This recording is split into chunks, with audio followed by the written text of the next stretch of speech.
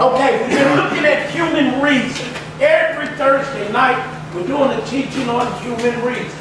Human reason, human reason is the most dangerous thing there is in the world today. Human reason is the most dangerous thing it is in the world today. Because human reason is a deceitful, human reason is a deceitful understanding. That's what human reason is. Human reason is a deceitful understanding. Human reason is the same thing as common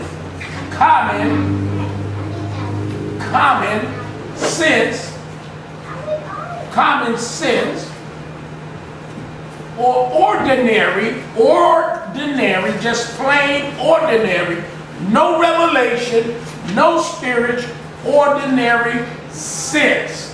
That's what it is, which is corrupt, and by it being corrupt, it is sin. The most dangerous thing is human reason. Human reason is a deceitful understanding. That's what makes it so dangerous. This is dangerous. Human reason, the way we think, the way we want to do things is sin. When we hate to receive instruction, I don't care who it comes from, human reason does not like to be instructed based on its limited, worldly, has nothing to do with God at all, limited worldly understanding, limited worldly education, because it only has education from the world. It has not been educated, it has not been taught by God. So, based on what society, and when I say society, based on what society, and when I say society, I'm truly speaking. I said truly. You need to listen to me when I am opening up, giving you a foundation of what we're going to be talking about and what we're going to be reading and what you should be looking for. And the first thing you need to do is make sure that you're looking at yourself, because everything that I preach and I teach applies to you personally. Yes, I am talking to you. I'm talking to you personally. Every time I stand up and I preach, I am speaking to each one of you individually. Whether you believe what I say and what I teach apply to you or not, yes, I am talking to you individually. It doesn't make no difference if you say within yourself, using your human reason, that does not apply to me. You just use human reason. When you say within yourself, that does not apply to me, you just use human reason. Human reason is evil. Human reason is a deceitful understanding.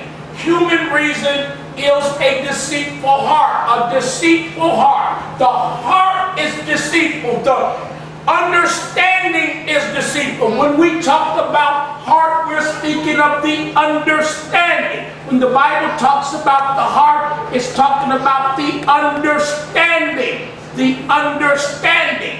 I try to get you guys to understand what words mean. Many of you look at the word of understanding and you don't see nothing there. You don't see nothing there. All you see is understanding. And your definition for understanding is based on what you learned from America. When I see understanding, I see a stand under. What are you standing under? if you're standing under something, if you're standing under something, which I'm standing under something, what I'm standing on is the floor. That's what I'm standing under. That's my understanding. That's my foundation. That's my foundation. That's my foundation. That's my support. That is what's supporting me. So what is supporting me is the floor that I'm standing under. So what supports your life? What is supporting your life? What is your foundation? What do your human reason stand under? What support what you think? What support what you think is your limited education you got in the world. That's what support what you think. Some of us in America especially, they look at their age. Well, I am 80, 90 years old. That's my support. That's my foundation. That's my witness that I know something because I'm 85 years old. That's dumb, man. Isn't that dumb? That I'm 61 years old. So since I'm 61 years old, that makes me smart. Isn't that dumb? That is dumb, because I say, well, I'm 61 years old. That means I'm smarter than you. No, I'm 61 years old. That means I'm more aware of things in the world than you have. I have experienced more things in the world that you have experienced. That don't make me smart. In America, we think it makes us smart because I have lived many years before you. And what did David tell us? Age is nothing before you, Father. Age don't mean nothing to God. Age means something to a fool who trusts in his own heart, a fool who trusts in his own human reason and is deceived by his own human reason because he don't know his human reason is corrupt. He lives according to common American sense. Might as well put American up there because that's the only sense he or she has, is a sense of the white man, a sense of America. And they think because they got education and sense, American sense, American knowledge, they think they're smart. David said, my age is nothing before you. Amen. That's what David said. Age does not mean nothing to God. What means something to God is a new heart. Christ in you, and that's it and nothing else. Everything we do is wrong. Everything we do is evil. In our last study we was here, we looked at the 7th chapter of the book of Matthew. And let's look at that again. This is a good scripture I use to prove to you that common sense is evil. You may not remember because you may not have went home and studied.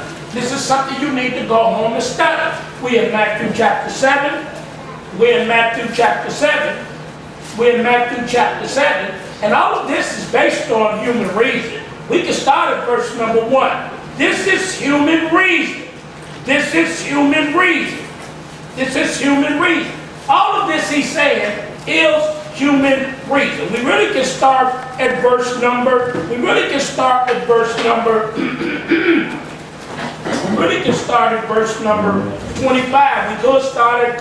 the whole Sermon on the Mount. The whole Sermon on the Mount is against human reason. The whole Sermon on the Mount. You can go home and read the Sermon on the Mount starting at chapter 5,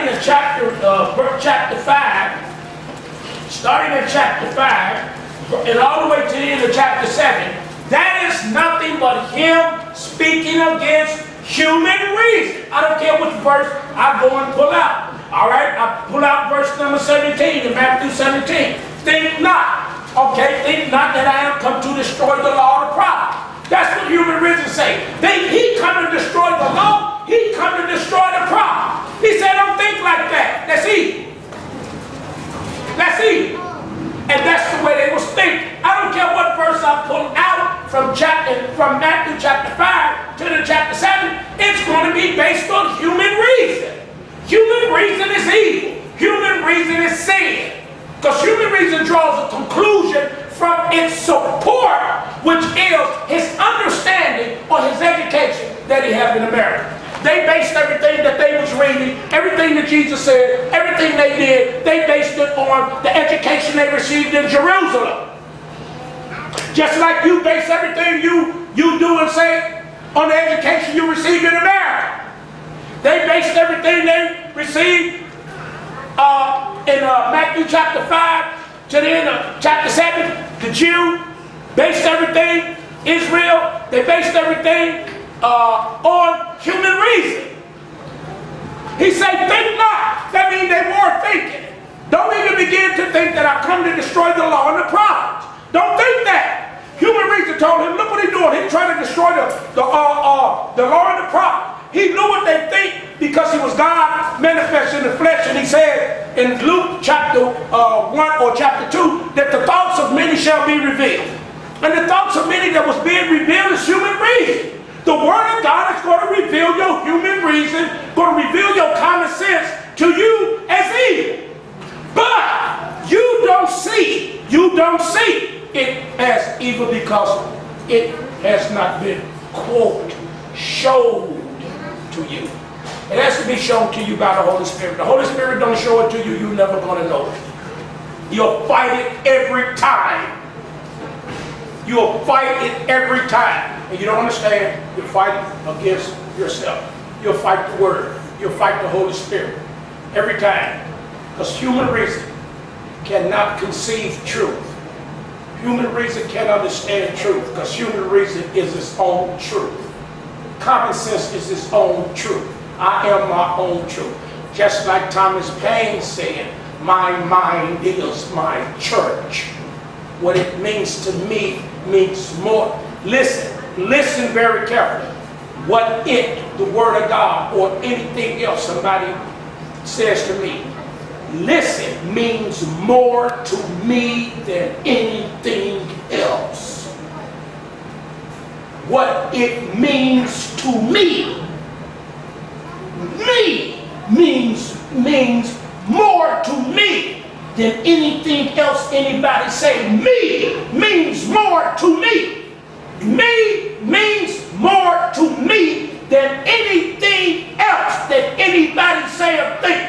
Me is the most important thing in the world. What it means to me means more to me. What it means to me means more to me. Me is very important to me, and me means more to me than anything else. I'm going to show you in the Bible. I'm going to try to show you since you came to this ministry. Human reason is deadly. Human reason is very dangerous. Human reason will get you and a lot of people killed, sent to hell, put in jail, etc., etc., etc. Human reason is evil. I don't care where I go in the book of Matthew, between chapter 5 and chapter 7, every scripture going to touch on human reason. That's what Jesus is telling them when he preached the Sermon on the Mount. Your human reason, your common sense is evil. Think not that I am come to destroy the law of the prophets. I am not come to destroy but to fulfill. Get it out your mind. Stop using your human reason. I'm in Matthew 5:17, man. I don't know why you got lost. Is everybody else there? Yes. Oh, I thought I said Matthew 5:17, didn't I? Yes. All right, I don't know how you look at me like where you went. I don't know how you got lost because you're not paying attention. You're going according to your human reason. When I start preaching, the first thing y'all do is use human reason. Human reason. Pick up a pen. Take a note. Write that down. Human reason. Human reason. Your human reason means more to you than anything else. More than me giving you interpretation and explaining to you an exegesis of the Word of God. Your human reason moves you in front of what I'm trying to teach you. And that's why you ain't never going to learn nothing in it. Because you trust yourself and your human reason mean more to you than anything else in the world.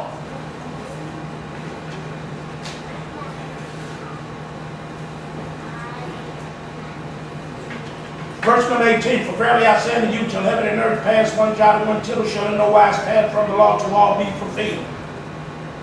Whosoever therefore shall break one of the least commandments and shall teach men, so he shall be called the least in the kingdom of heaven. But whoever shall do and teach them, the same shall be called the great in the kingdom of heaven. Jesus, he's going to do what he's going to teach. Man cannot, therefore, whosoever therefore shall break one of these least commandments and shall teach men, so he shall be called the least in the kingdom of heaven. That's what the Pharisees did. Jesus come back and said, well, whosoever shall do and teach. And that's what he did. He done it, and he taught it. The same shall be called the great in the kingdom of heaven. That was him. For I say unto you that except your righteousness shall exceed the righteousness of the scribes and the Pharisees. Because why? Human reason said, I know who he's talking about. He's talking about the scribes and the Pharisees. Hey, let me inform you, except your righteousness too. Because human reason said, I know who he's talking about. Because the scribes and the Pharisees is the one that teach. You don't understand it. You don't see that. Because you don't know about the scribes and the Pharisees, which you should know, because I told you. Read the whole series on scribes and Pharisees. Put the whole thing on the mission. So he said, accept your righteousness. So he said, accept your righteousness to see the scribes and the Pharisees. You ain't going there neither.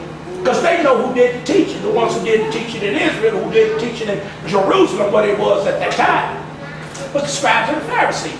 So that was the human reason that said that doesn't apply to me. He talked about the scribes and the Pharisees. Amen. That don't apply to me. And that's what you say. Right. You sit here and you say that. Well, he was talking, that was way back then. That ain't got nothing to do with me right now. Yes, it do. Yes. You the same way. Amen. But you're so dumb. You're so limited in spiritual education. But the problem with the elect is spiritual. You're so limited in your education spiritual. You won't read it, you won't study, you won't find these things out, you won't pay attention to your preacher. You think you're smarter than me. You think. You do. All of you think you're smarter than me. But the first thing you want to tap into is hearing the reason. I'm not. So, if I'm doing and teaching, and you're going into hearing the reason, who's the greatest? I don't care if you're 95 years old. I don't care if you're 100 years old. I don't care if you're 50 years old, 70. I'm the greatest. You know. Because you're basing everything on your limited education that you receive in the United States of America. That's all you got. That's all American got. That's all America got. It's what they got from the United States of America. That's not nothing. But they have deceived you and made you think it's something when it ain't nothing. It's just for you to work for them. It's for one purpose. By them flattering you and patting you on the back, you believe that you are worthy because the white man says. So I don't care why I'm going here. I don't care what I read. It's all I'm going to read the same. He said, for I say unto you that except your righteousness shall see the righteousness of the scribe and Pharisee, you shall in no case enter into the kingdom of God. You got to remember at the time, well, you don't know, and no, you ain't going to remember. You need to know. At this time when he said that, the scribes and Pharisees was not there because they did not come to John's baptism. So the scribes and Pharisees didn't come because they said they had righteousness. They had no need of confession of sin. They had no need to hear John the Baptist. So they did not come. So when he said this, he talked to the multitude. The scribes and the Pharisees is not even there. In case you forgot. The scribes and the Pharisees is not at the Sermon on the Mount. In case you didn't know that. T.D. Jakes not there. Greg O'Donnell not there. Obama's not there. The mayor is not there. The president is not there. In case you forgot. Your boss, who owned the building, who owned the business. Bill Gates not there. In case you forgot, the educated is not there. The aristocracy is not there. The democracy is not there. The Republicans is not there. They know. The teacher's not there. The lawyer's not there. They know. They're not hearing the word of God being preached. Understand that. Thomas Paine not there. Thomas Jefferson not there. Understand that. They the scribes, they the Pharisees. The elite is not there hearing this sermon being preached. They're not there. So he's talking to those. The multitude, the poor. He's telling them, while they was thinking, well, we're better than the scribes and Pharisees. Hold up. Let me tell you something. Why? You think that I'm talking about the scribes and the Pharisees. Accept your righteousness. And see, the white folks, you ain't going in. You're not going out. So I don't care where I go in here, and I don't care where I go in here, you can see that it's going against human reason. I can go to verse 25. Agree with your adversary quickly while you are in the way with him, lest at any time the adversary deliver you to the judge, and the judge deliver you to the officer, and you be cast into prison. Verily I say unto you, you shall by no means come out this till you have paid the uttermost part. You have heard that it had been said by them of old time, that's human reason, thou shalt not commit adultery. But I say unto you that whosoever looketh on a woman. See, human reason said, oh, if you don't do that, you ain't sin. He said, no. If the lust draws up in you, if you look at that woman, and in your mind, in your heart, you see yourself as having sex with her, in your mind. And you say, damn, she look good, man. I wish I could get me some of that. You saying already? Or you look in your mind and you say, I wonder how it would be to have sex with her. I wonder how she looked naked. I wonder how he looked naked. Do he have a 12-pack, 10-pack, an 8-pack, or a 6-pack? A Miller's beer? No.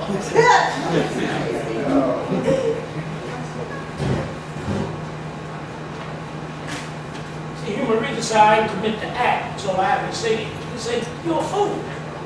You look. You desire in your mind.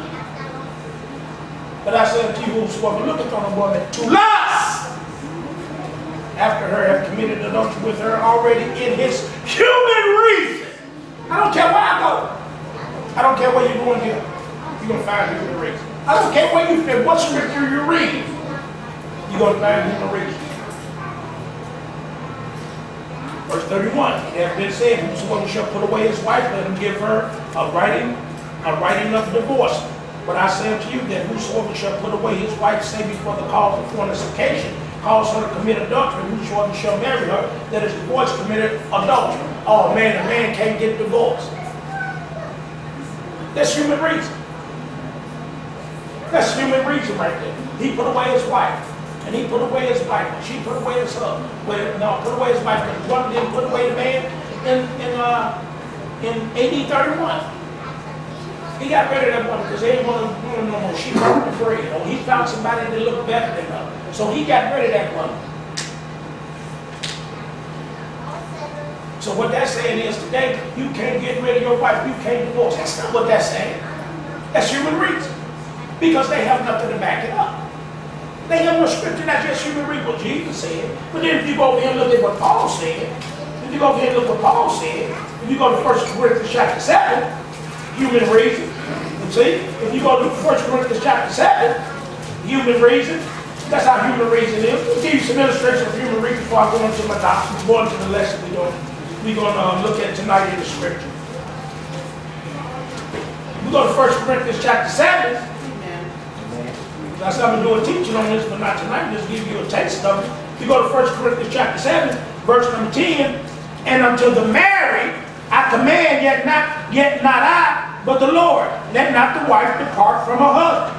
But if she depart, let her remain married or be reconciled to her husband, and let not the husband put away his wife. He said, the Lord said that. He said, but to the rest of the people, those that are married, speak I. See? See? He said, but to the rest of the people that's married, I got something to say. The Lord did not preach to the Gentile. He preached to the Jews. So Paul is the apostle of the Gentiles. So Paul said, the Lord was talking to the Jews that were married. To the rest of the people, I am the apostle of the Gentiles. I am the one speaking now. And that's why I'm going with that. See, that's how human reason is.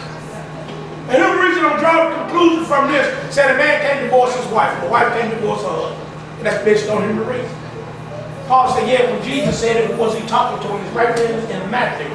He was talking to the Jews. He didn't preach to no Gentile. He didn't preach to one Gentile. When a Gentile came and said, uh-oh, I know it's time the Gentiles start coming to him. I believe in John chapter 4, he said, uh-oh, it's time for me to go across. And the Greeks are coming, the Gentiles is coming, they seeking to you. He said, oh, my hour has come. Time for me to go.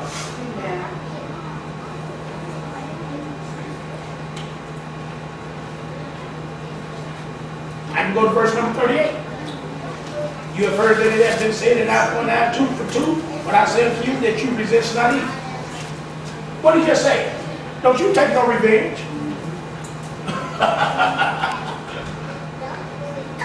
Bible say, I buy 2 for 2, foot for foot, bird for bird, and hand for hand.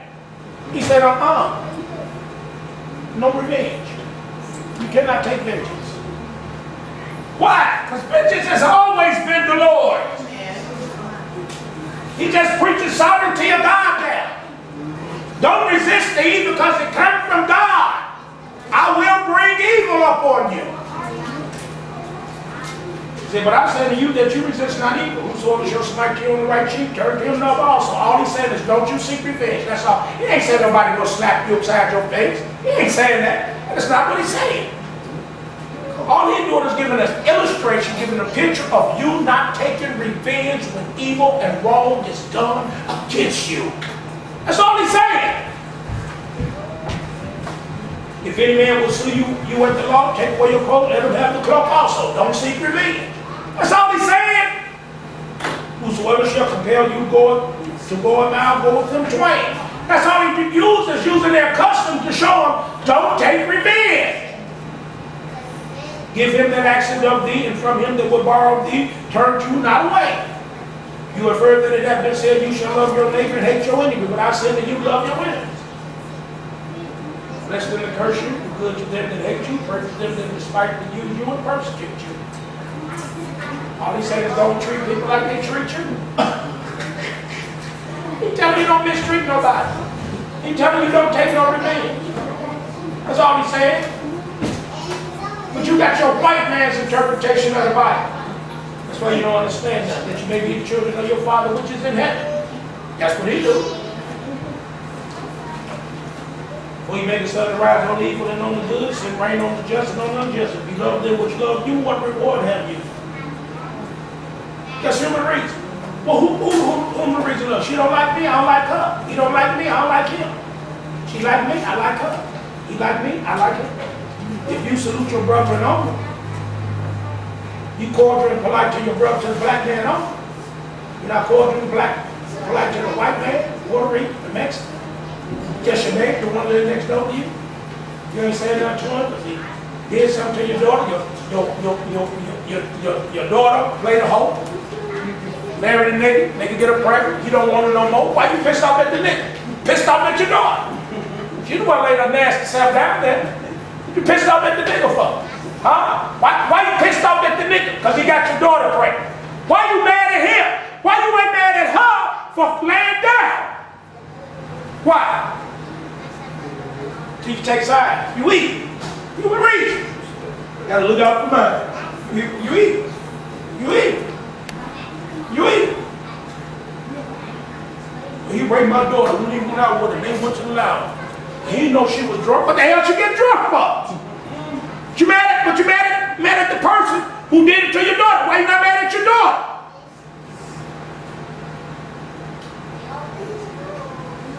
She get drunk and tell her car all over the wood. They know they shouldn't have let her drive. She knows she should have drove.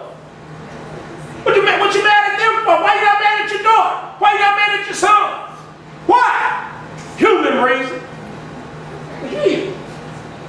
It's evil. It's human reason. Just human reason.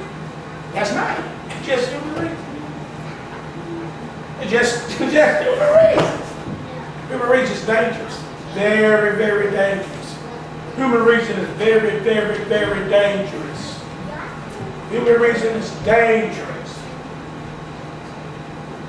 Human reason is very dangerous.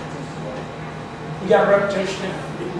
I'm looking at pharmaceuticals now, and I was reading some from pharmaceuticals because I was looking at the word pharmacon today in the book of Revelation, and it's talking about how these pharmaceuticals and how these pills and everything is just messing our children up, even birth control. just blowing our children up. Birth control just out of control. I didn't think marijuana was going to be legal. Then your child starts smoking marijuana, but you're going to say, well, it's legal. Did somebody do something to him? Remember, it's legal. Get birth control, get them heart attacks, blowing their bodies and making them bigger than what they should be. Then they die. Well, I had to keep up my reputation. One of them, my daughter, to be some world, somebody, really get sick, get pregnant, take the shot. And it's talking about what it is doing to our children. But we want it just to keep up a name. We want it for our children just so we can have a reputation and a name. Instead of just messing our children.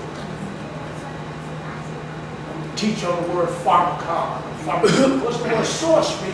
In the 18th chapter of the book of Revelation. So I bought me a book, pharmacon, so I can teach you.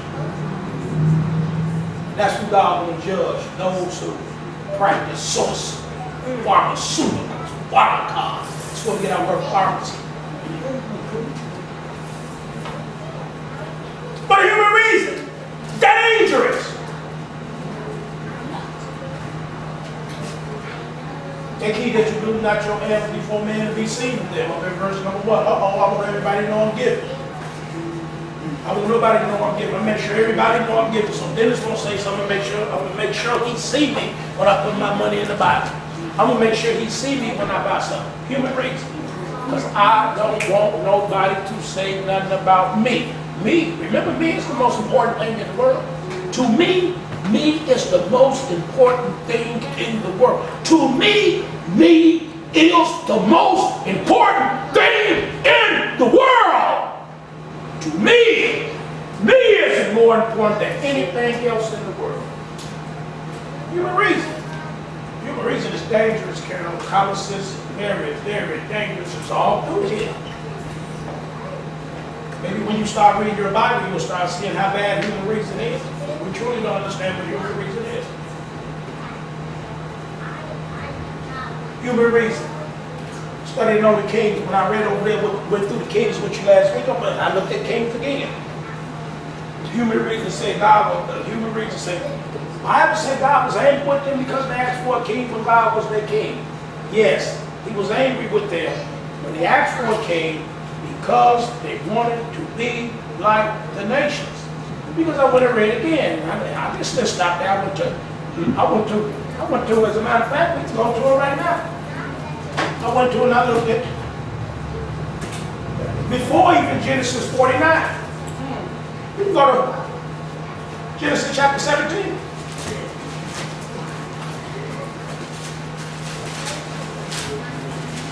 Go to Genesis chapter 17. When you go to Genesis chapter 17, we can look at verse number 6. And it says, I will make ye exceedingly fruitful, I will make nations of you, and kings shall come out of you.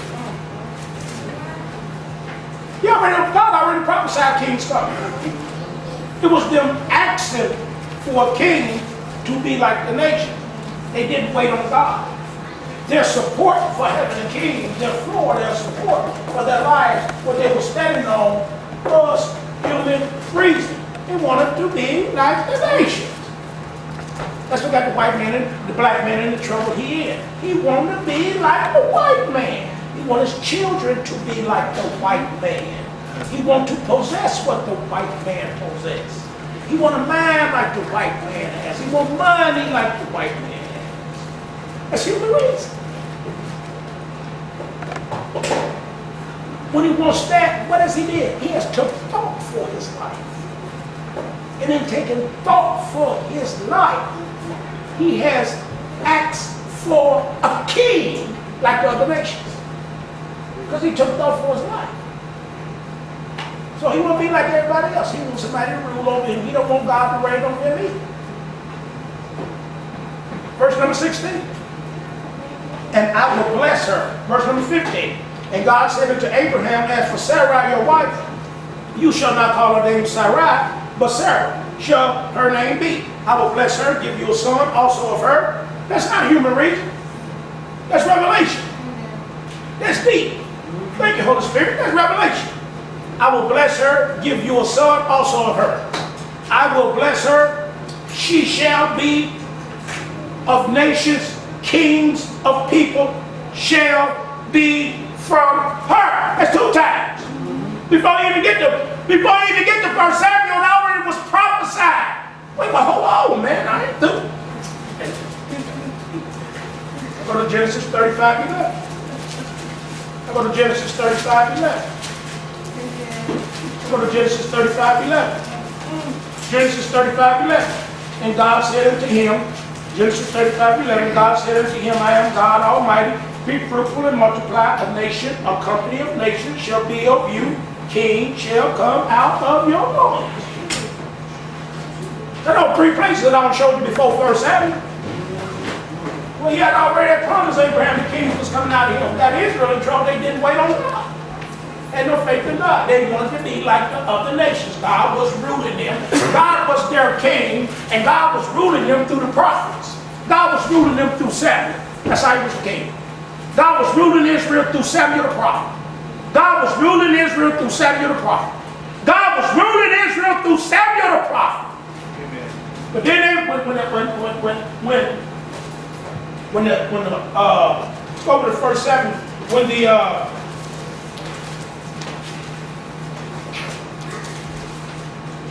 make sure I get the people right. When these people,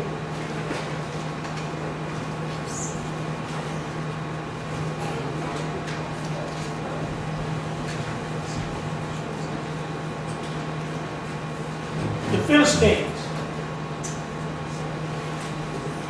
what's coming up later, that's what they asked for the king. And need somebody to fight for him against the Philistines. But human reason is always that manager. All through the scripture, human reason is manager. All the way through the scripture, human reason is the most dangerous thing to use. Back over to Matthew chapter 6, human reason is dangerous.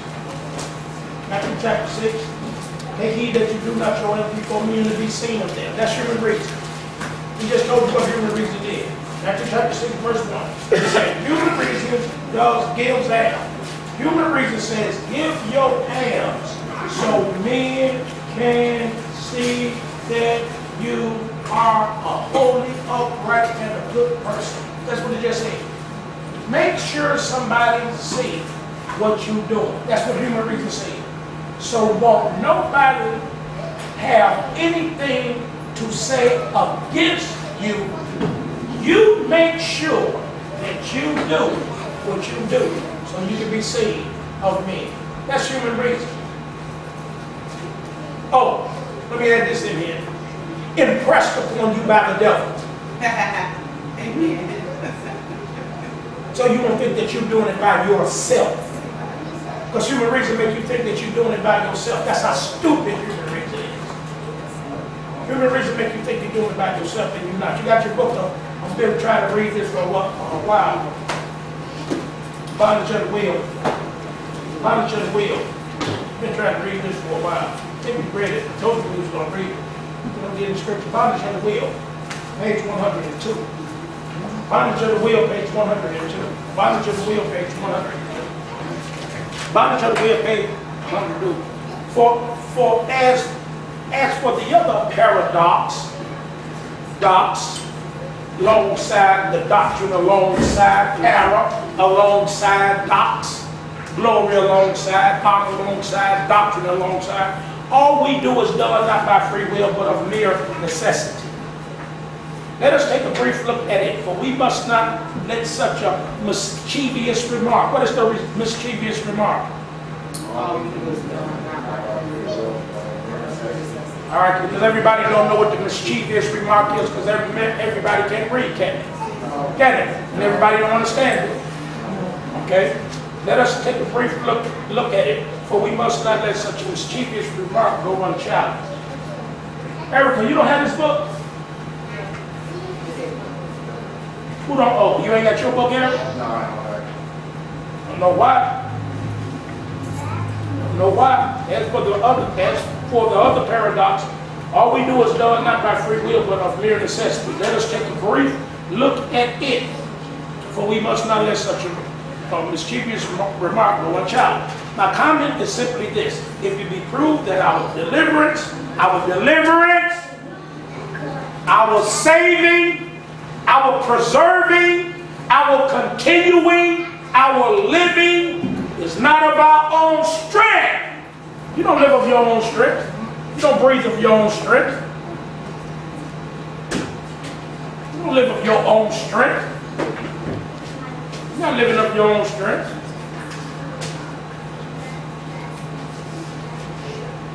Man is living on the strength of medicine and that machine he got on there.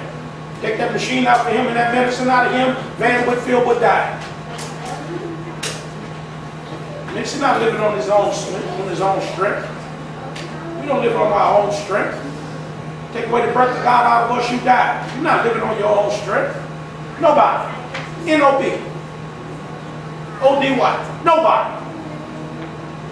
My comment is simply this: if you prove that our salvation is not of our own strength or counsel, you don't advise yourself to tell yourself when you're going to live and when you're going to die. But it depends on the working of God alone. That's how you live. Which is something I hope to demonstrate later in the main discussion. Does it not clearly follow that when God is not present to work in us, if God ain't working in you, everything in you is evil? Everything you do is done through the strength of God. That's why you can't get no glory for nothing. That's why you don't get no pat on the back.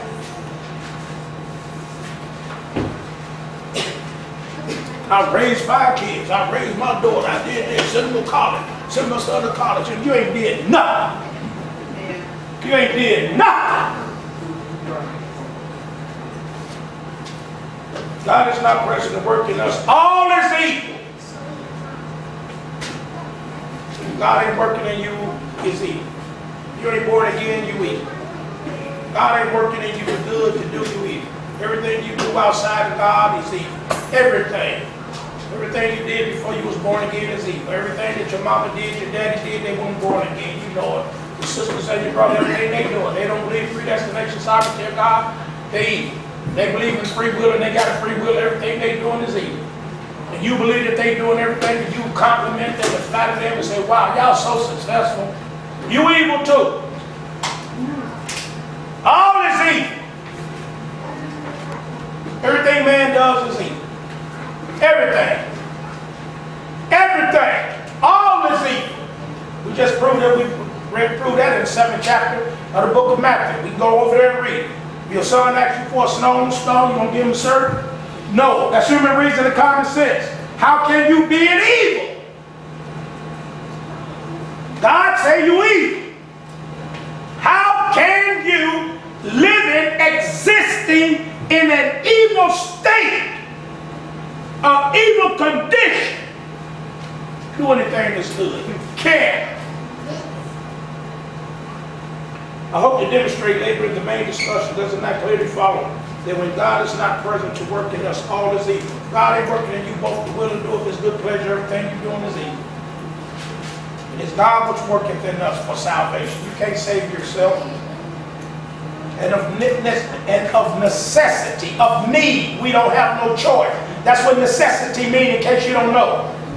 We act in a way that contributes nothing toward our salvation. For if it is not we, but God alone, who works salvation in us. That's the only one who does. You don't do nothing. You ain't got nothing to do with it at all.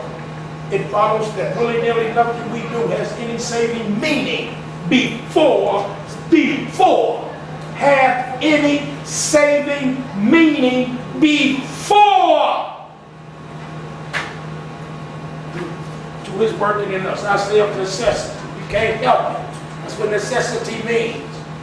I did not say of compulsion or somebody forcing you to do something. I meant by a necessity, not of compulsion, but of what they call immutability, unchangeableness. That is to say, a man without the Spirit of God, Thomas Paine, does not do evil against his will under pressure. You don't do evil against his will. A man We ain't going to even read without the Spirit of God. A man does not do evil against his will. You do evil because you will it. A man don't do evil against his will. He want to do evil. I mean, how a man going to go against himself? How you going to go against you? How can you go against you? How? With your white man's education, your limited education. How can you go against you? Explain it. Tell me, any one of you in here, how, in what way do you have the ability to oppose your will? Don't work against yourself. I told you that in the beginning. You don't never work against you.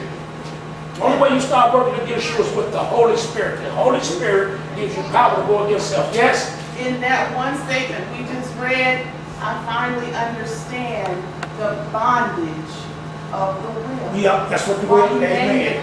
That's why he named it bondage of the will. Because you do not You cannot work against your own will. No, you won't work. You don't even have a desire to work against your will. That's the bondage of it. And that's the bondage. You don't even have a desire to go against yourself. That's why you keep falling in the same traps all the time. Every time somebody instructs you, you don't want to go against your instruction. You don't have a desire to go against your instruction. You believe in you. So anytime somebody go opposite to your instruction, you look at that person as being the evil and the wrong person who don't understand. Thank you. Amen. And you don't know yourself. You don't know that at that time you're evil. I ain't evil, I'm a heretic. I got an opinion. I got a mind. I got a reason. Let me tell you what I want to do. Let me tell you how I see it. That's a man without the Spirit of God. I was meditating on that this week. And we got too many in here that opposes us.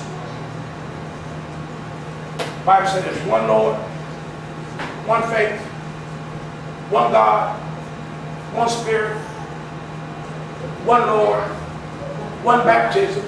They didn't tell us to be of. I wish they had, and he said all of you will have one. Told us to be of one mind, and all of us will have one heart. Do you know some in here don't want to be one mind, one heart? They want us to be one mind, one heart, listen to me. No, you're going to be one mind, one heart, listen to the preacher. The preacher's going to show you the word of God, what to do. That's what you're going to do. Nothing more, nothing else. You don't like it, hit the door. Because we're not going to kiss your behind and try to make you stay here. That's one thing we're never going to do here.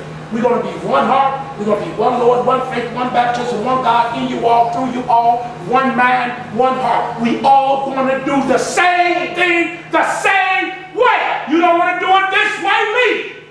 Because we all want to do it. One Lord, one faith, one baptism, one God, in you all, through you all, one mind, one heart. That's how it's going to be. That's how it's going to be. Amen. I think that's called having all things in. Oh, that's what that's called. Oh, that's how the church was. In the beginning, they had what? All things. That's spiritual, I say. Amen. I was just talking to JD. I was in the evaluation. This little boy knocked something off the table. Before I knew it, my shoulder had gone back. She was ready to pop him, but I said, "That's not my son. I can't do that." We talk about how we used to have a community like that, where if I saw somebody's trying to do something, there would be no issue, no problem at all. But now, because of the sin and degradation of our society, I'll be in jail, I'll be job, a woman. But you got to understand what you just said. You got to understand and we got to qualify what she said. Yeah. We used to have a what? Community. What kind of communities you talking about? A spiritual. What kind of community did we used to have though? What kind of community? What kind? You had a whole lot of communities out there. It was always the same name. What kind? I said what kind. I ain't asking what it was. What kind? What kind of community? What kind? What kind? What? Thank you very much. A black community that ain't never been in the white society. Right. What I'm telling you, qualify that statement. Qualify that statement. Yep. What kind of community? Yep. Because we understood what it took. What? We what? We understood. We what? We understood what it took. Thank you very much. We understood. We don't lost our understanding. We have lost our understanding of what a community is because we've been educated in the white man's land. Best believe it. That's just nature. That's just natural in you because that's how us was. Us not like that no more. Us not like that no more. We're not our brother's keeper anymore. We're not. We're not. Now if you was been in here, there would have been no problem. And then if the parent had a problem, we would have checked the parent. Then the parent and their child leave. But we're not going to sit down and talk about it. Hell no. We sit down and talk about nothing. Your child disobeyed and chastise and we discipline your child. You go home, you discipline and you chastise your child too. Then you explain to your child and that's it. That's it. We ain't sitting down talking to your child and talking to you, giving little Johnny an explanation. You gotta be crazy. And little Johnny gotta be crazy. Amen. See, that's why I say you gotta qualify these things. You just can't be saying this. Right. Because that's what I'm trying to teach you guys, what the difference is, how we have become so degraded now. Hello? Yep. We messed up. You have to ask why. Why you doing like that? But what do you do? It's just like we went to breakfast, mixing Josiah, Elijah and I. And we standing in the line waiting to get out to order our breakfast. When we ordered the breakfast, we stepped up and mixing get ready to pay. The lady said, these two young men are with you? I said, yes, they is. She said, now this is what she said. She said, Josiah said that he do not like being around old people. Josiah said, no, I didn't. And I turned and I looked at Josiah and he shut up. And the lady went on to explain to me, he said that he didn't want to be around old people. And I said to him, you gonna be old one day. I said, okay, ma'am, okay. So when we went and sat down, I know Josiah didn't say that. Josiah said, granddaddy, I didn't say that. I said, I like being around old people. And I know Josiah didn't say that because that's not what Josiah's taught. So when he was standing in line where the lady was, Josiah was finna say, no, and because why? I'm teaching him not to argue with adults. You ain't gonna stand up there and argue with that lady, with that adult, call that adult a liar. No, I discipline him. No, don't worry. And I got him at the table. If you know you didn't do it, shut your mouth. I got to sit up there when I'm going back and forth with this old lady because I know Josiah didn't say that. I know he didn't. She missed her, granddaddy, she missed her. I said, Josiah, don't worry about it. It's over. Did I say anything? No, it's over. And that's how old folks is. I'm trying to tell that lady, I hate being around old folk. I don't like being around old people. He said, I like being around old people. That's what he said. But she old, she probably didn't hear it right. Well, she heard what she wanted to hear. Because right away, Josiah's gonna argue with it. The one thing he don't do, he ain't gonna argue with nobody out of society like that. You let your child argue with an adult, you got the problem. Don't let your child argue with no adult.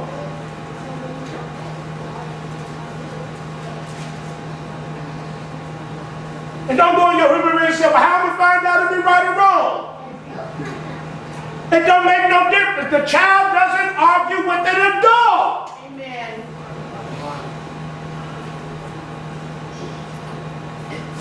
The bottom line. And I don't believe her. I know you like being around them. You ain't got to tell me that. I know it. That's all he be around. So you don't tell me that? And I know who he be around? I know that was a lie. But I wasn't going to let him stand there. He didn't have to defend himself. You respect that old lady. You respect that adult. I said, okay, ma'am. Okay, all right. We want to sit out and enjoy our breakfast. Because I didn't want him sitting there feeling guilty. Don't worry about it. It's over. Leave that alone. That's what the problem is.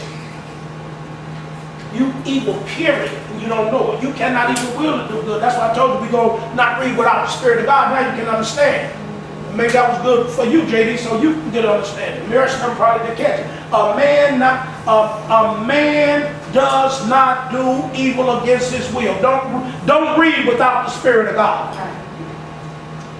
Because it's not there anyway. What he's saying is a man does not do evil against his will. You can't go against yourself.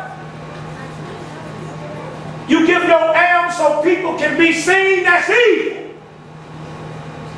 You giving your money so somebody can see you giving. You want somebody to see what you're doing. You want somebody to recognition and a pat on the back. You evil. See, you need to read Jesus. Because everything he talked about from 5 to 7, y'all need to read that, is human reason.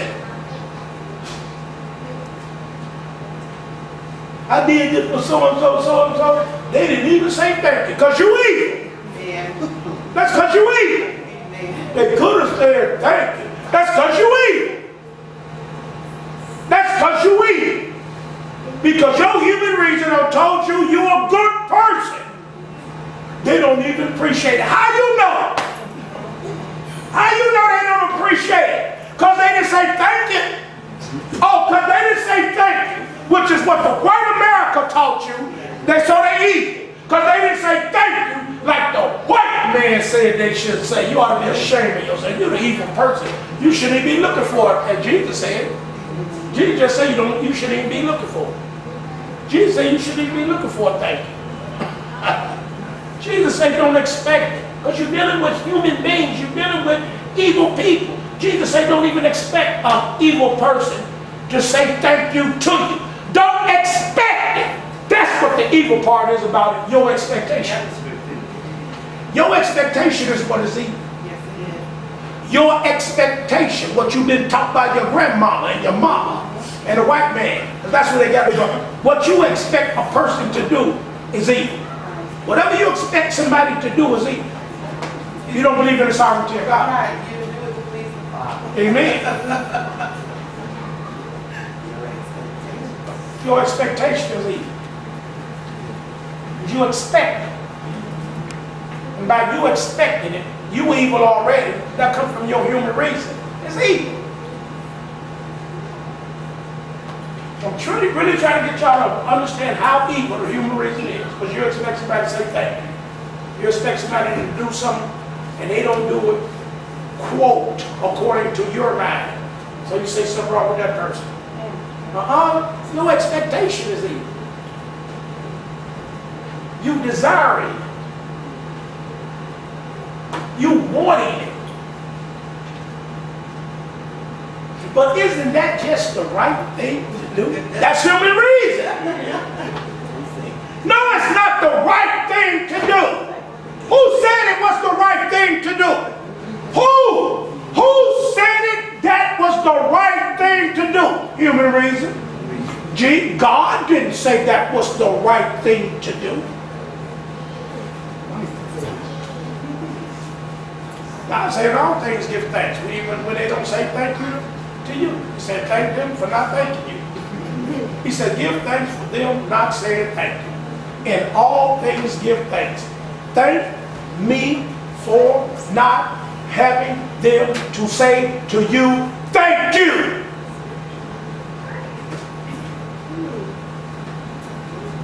Who said it was the right thing to do? The only person you're supposed to be thanking is God.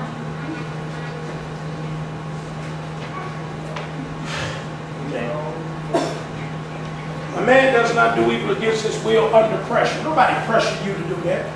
Nobody pressured you to do evil. Nobody pressured you to think the way you think. Who put pressure on you to make you think the way you think? Who pressured you to make you think yourself good? Who put pressure on you and say, you better think yourself good? Because you know, if you don't look out and think yourself good, nobody's going to think you good. White man. You don't look out for yourself and be pleased with yourself and look at yourself as somebody, nobody will. You say, you right about that, devil. A man without the Spirit of God does not do evil against his will under pressure, as though he were taken by the scruff of the neck and dragged into it, like a thief or a footpad being dragged off against his will of punishment. But he does it spontaneously and voluntarily. Why does a cat meow? Why does a cat go meow? Why does a cat go meow? Why does a cat do that? Huh? Why does the dog go? Why do men sin? Thank you. You do evil because that's you a man.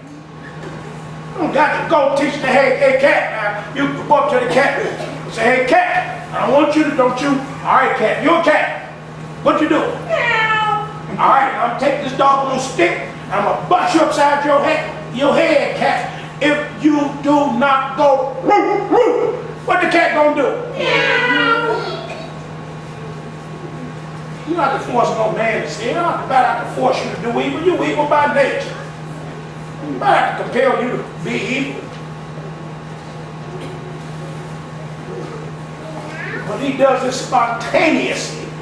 Don't even have to be forced. You don't think about spontaneously means to be done without a thought. Spontaneous means done without thinking about it.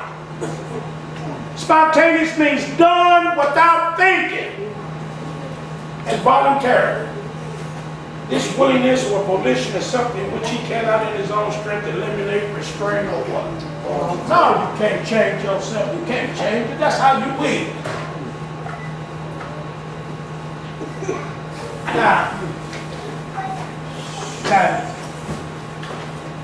Now this, all of this right here, what I just showed you, is leading up to what I'm going to show you right now. This is what it's leading up to. Ronnie made a statement. I told y'all to read Hosea chapter 5. And reading Hosea chapter 5, Hosea chapter 14, the book of Hosea, 14 chapters. He made a statement in doing teaching on black biblical presence of the Bible. That if you read the book of Hosea, God was judging 3 sets of people. Ephraim, Israel, and Judah. Right? It's a preacher. Is it Israel, Ephraim and Israel the same? I said yes. But I'm teaching you the book of Hosea. In the book of Hosea, God specifically names 3 sets of people. Ephraim, Israel, and Judah. In other portions of scripture, even in the book of Ephraim, sometimes you put Ephraim and Israel together. But what I seen in the book of Hosea, that God had separated Ephraim, Israel, and Judah. Tonight, by the grace of God, I'm going to show it to you. So let's turn our Bibles over to the book of Hosea. Human reason. I'll show you how dangerous human reason I am. Not leaving myself. Human reason is a deceitful understanding. Human reason, common sense, ordinary sense, corrupt equals sin, and it's limited worldly education. Very dangerous. This is foundation, this is mind, this is own understanding. Very dangerous. So let's go over to Hosea. Let's go over to the book of Hosea. Let's go to the book of Hosea. Yeah. Let's go to the book of Hosea. And in the book of Hosea, first scripture we want to look at is, let's go to Hosea. Where's my book? There. The book of Hosea, I want you to go to chapter want you to go to chapter 5. Go to chapter 5. Yeah. Go to chapter 5. Okay. We're going to go to verse number, let's read down to verse number 3. Chapter 5, verse number 3. Pay attention. Hear you this, O priests, and hearken ye house of Israel. Give ye ear, O house of the king. The judgment is toward you, because you have been a snare on Mizpah and a net spread upon Tabor. Okay.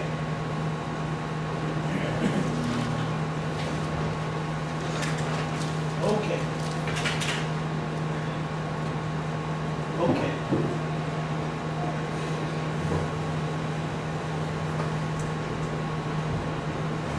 Let's look at verse number. Are you there? Let's look at chapter number 1, verse number 1. Chapter 1, verse number 1. Are you there? The word of the Lord that came to Hosea, the son of Berai, in the days of Uzziah, Jotham, Ahaz, Hezekiah, kings of Judah, and in the days of Jeroboam, the son of Joash, king of Israel. So, we have verse number 1 in chapter 5. It says, "O hear ye this, O priests, and hearken ye, house of Israel." Go back to chapter 1. Go back to chapter 1. We look at verse number 1. It says, "The word of the Lord that came unto Hosea the son of Berai in the days of Uzziah." Let's go back to verse number 1 and verse number chapter 5. "Hear ye this, O ye priests, hearken ye house of Israel." Uzziah was a king of what? Judah. Thank you. So it can't be talking about Uzziah again. So we go back again. "Hear ye this, O priests, and hearken, O ye house of Israel." What about Jotham?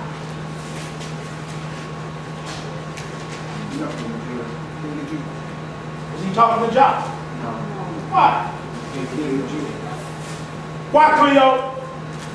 Because he's talking to people in Israel. And so why are you not talking to Jotham? But that's not where Jotham said. Why he not talking? Do you know who Jotham is? No. Jotham is the king. Let's try it again because Cleo lost.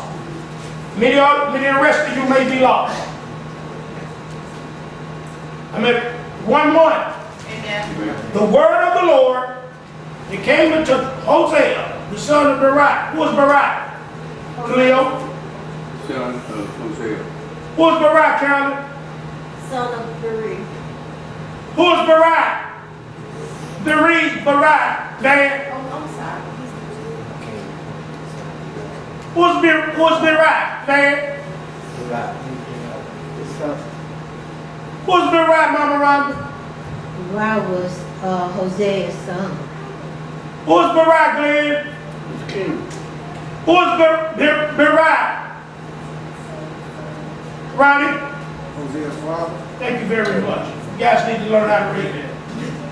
The word of the Lord came unto Hosea, the son of Berai, the son of Berai, the son. Hosea, the son. In the days of Uzziah, Jotham, Ahaz, and Hezekiah, kings of Judah.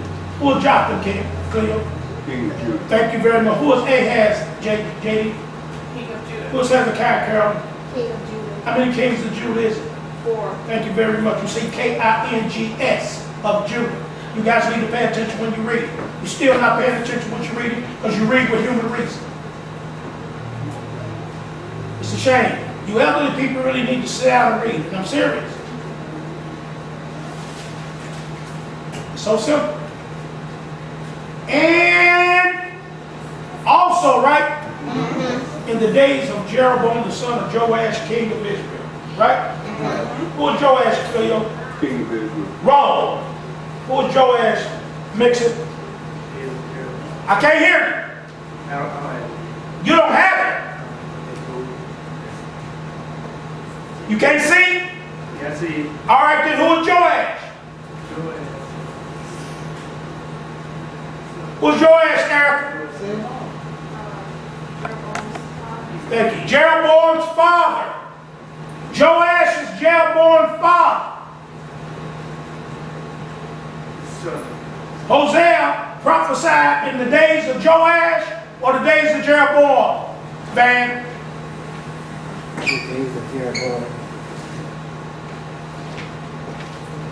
All right. So we go back over to 5:1.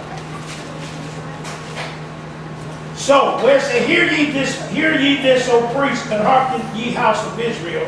Give ye ear, O house of the king. Who is he talking about, Carol? He's talking about Jeroboam. Thank you very much. He's talking about Jeroboam. Jeroboam is a king of Israel. He's only talking about one king of Israel. He prophesied in the days of the other 4 kings. But in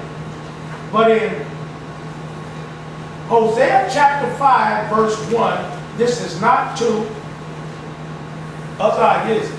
No. He's not talking to Jotham, is it? No. He's not talking to Ahaz, is it? No. And he's not talking to Hezekiah, is it? No. Who is he talking to? He's talking to Jeroboam. This is very important. He's talking to Jeroboam. Jeroboam is the king wherever. And Hosea 5:1 says what? Hear ye, O priests, hearken ye house of Israel. All right, Jeroboam 5, Hosea 5:1 says what? Hear ye this, O priests, and hearken ye house of Israel, and give ye ear, O house of the king. Thank you. We know what house means, right? Lineage. House does not mean lineage, Ma. Family. In your Bible, B-A, because you're guessing, Ma. Bayi means a family. Okay? It's the word Bayi. It said house. I don't want you guessing. You should not be guessing. Everybody should know what house means. That's why I tell you to write it in your Bible. Did you write it in your Bible, Cleo? No, I did not. Write it in your Bible. Put it in the margin. Put it in the margin. Put it in your margin. Excuse me. Put it in the margin. Put it up here. Put the verse. Put the word Bayi. Put house, H-O-U-S. Put it in between in the margin. Put H-O-U-S. Then put Bayi. And then put Hosea 5:1 so you can know what it is. Put it in your Bibles. I keep telling y'all to put definition in your Bible. Don't put it in the Bible. So when you get over there, you don't know what the word is. It's B-A-Y-I-T-H. Bayi. Pronounce it. Learn it. Study it. It said house of the king or family of the king. Right? Yes. Right? Yes. Or family of Israel. Right? Yes. Right? Yes. Family of Israel. Family of the king. How many times house is in that verse? Twice? Yes. I know. How many? Twice. I know that. I ain't even looking at it because I pay attention. You guys need to pay attention.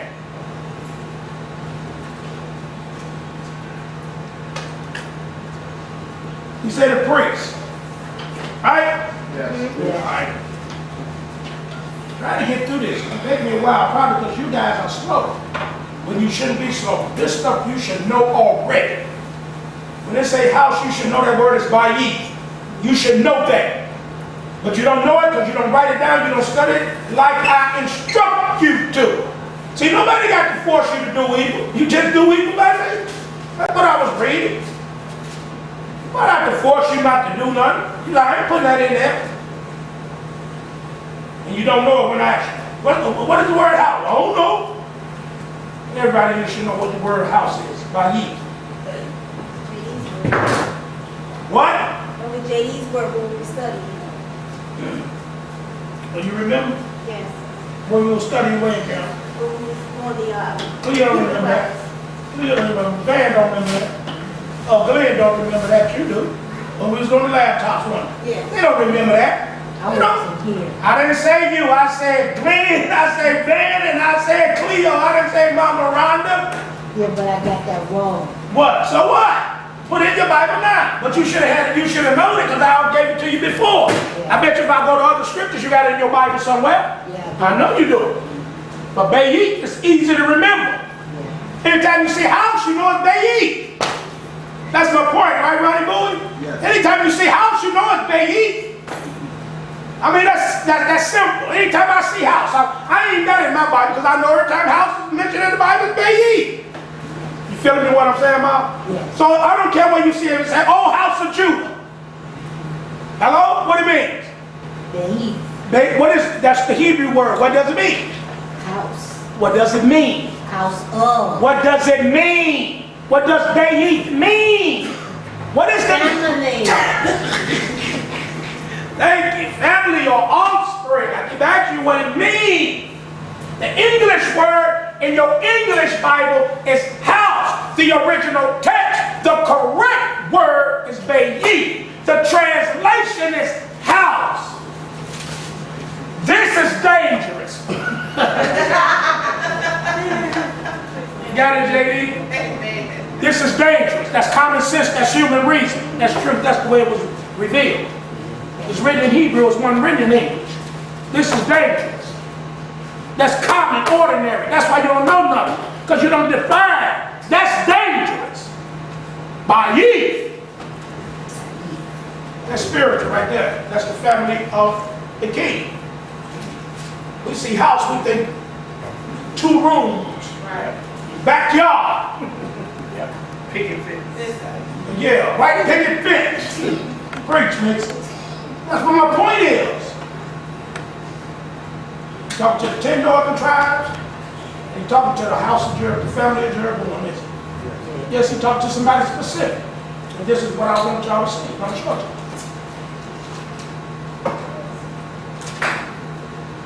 Now, let's go. I'm at verse number what? Verse number 1. I'm at verse number 1. Let me read it. Say, hear ye this, O priests, and hearken you, house of Israel. Give ye ear, O house of the king, for judgment is toward you. Because you have been a snare at Mizpah, and the net spread upon Tabor. And the revolters are profound to make scarlet, though I have been a rebuker of them all. Verse number 3, I know Ephraim and Israel is not hid from me. He just said 2. So I know Ephraim and I know, he said, I know Ephraim, Israel not hid from me. Then he said, for now, O Ephraim, you committed whoredom and Israel is defiled. There's 2 separate sets of people there. That's 2 separate sets of people. Let me read to you from pulpit commentary. I'm just going to read verse 3. I'm just going to read verse 3. I'm just going to read verse 3 out here. I want you to understand it. We're going to go to scripture. I'm going to commentary, then we're going to go to scripture.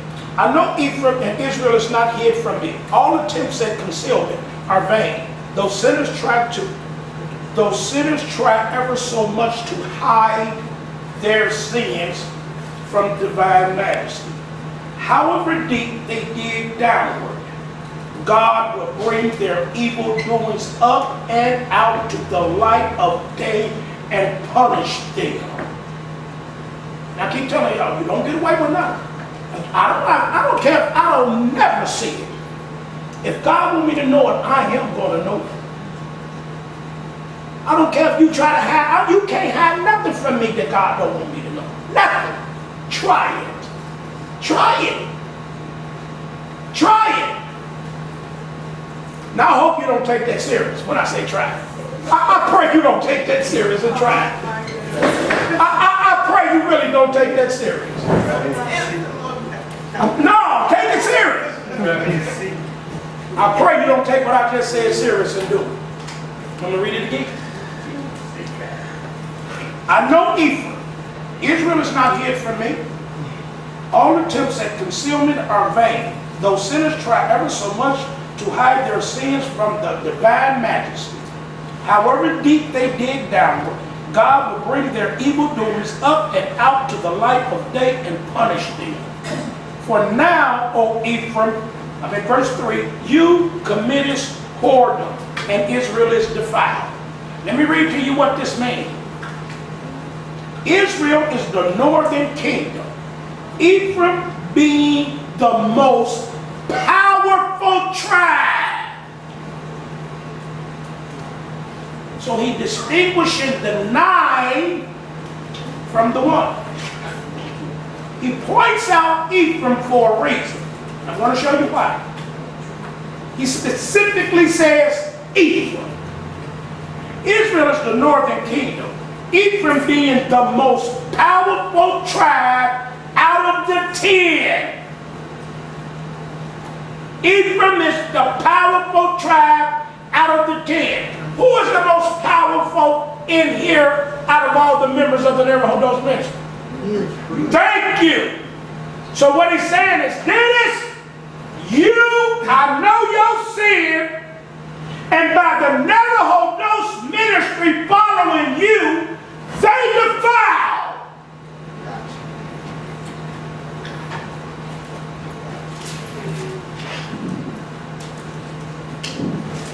Here, however, they are distinguished.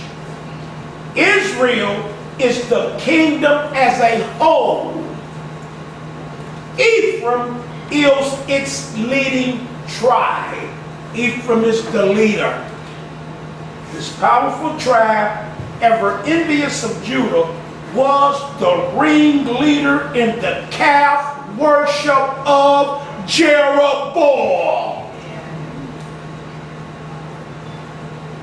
and other idolatries. Through Ephraim's evil influence, the other tribes, and so all Israel were defiled.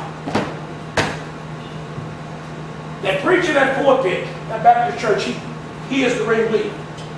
But the people in the Baptist church are following the preacher. The people in the Pentecostal church are following the preacher. The people is going to follow their leader when they believe in their leader and not the word of God. It behooves you to know the word of God. You don't know whether I'm leading you wrong or not if you don't know the word of God. And then I am not supposed, and I will not never let you sit here and not know the word of God. So when you get something wrong, I will rebuke you. I will correct you. I don't care if you don't like it or not. I will say, call your name. I don't care if you don't like it or not. I don't care how you feel. I don't care because you get angry. I don't care because you get mad. Jeroboam, he called his family out.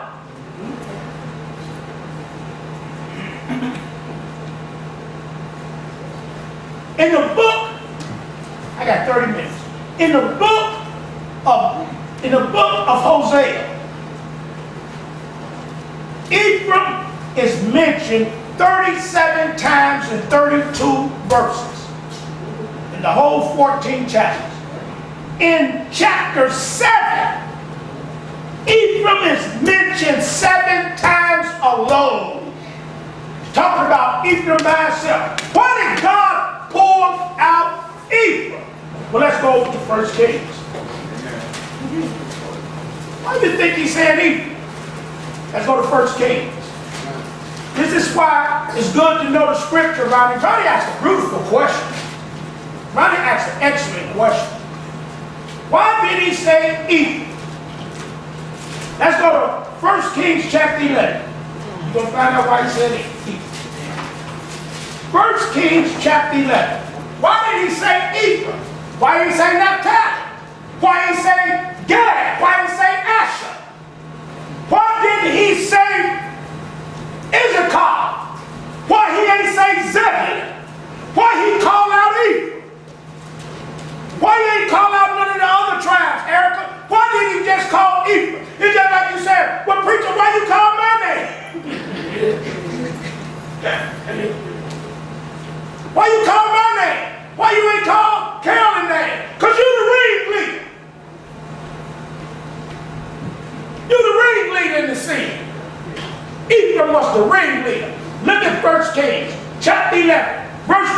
26.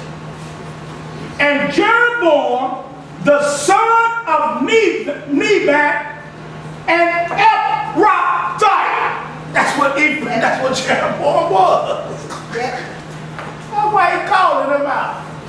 He's an I Ephrathite. have a question. Yes.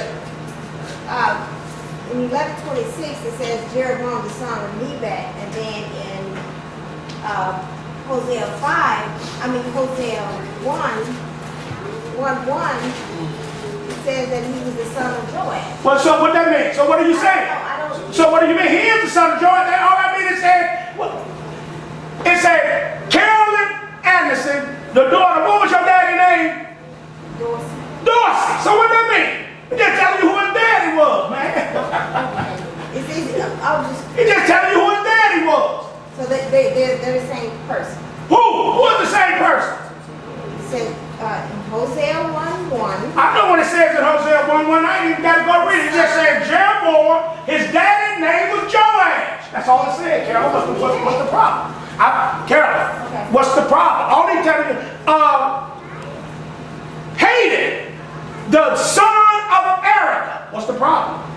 Oh, they just telling you who his daddy was. That's all it's saying.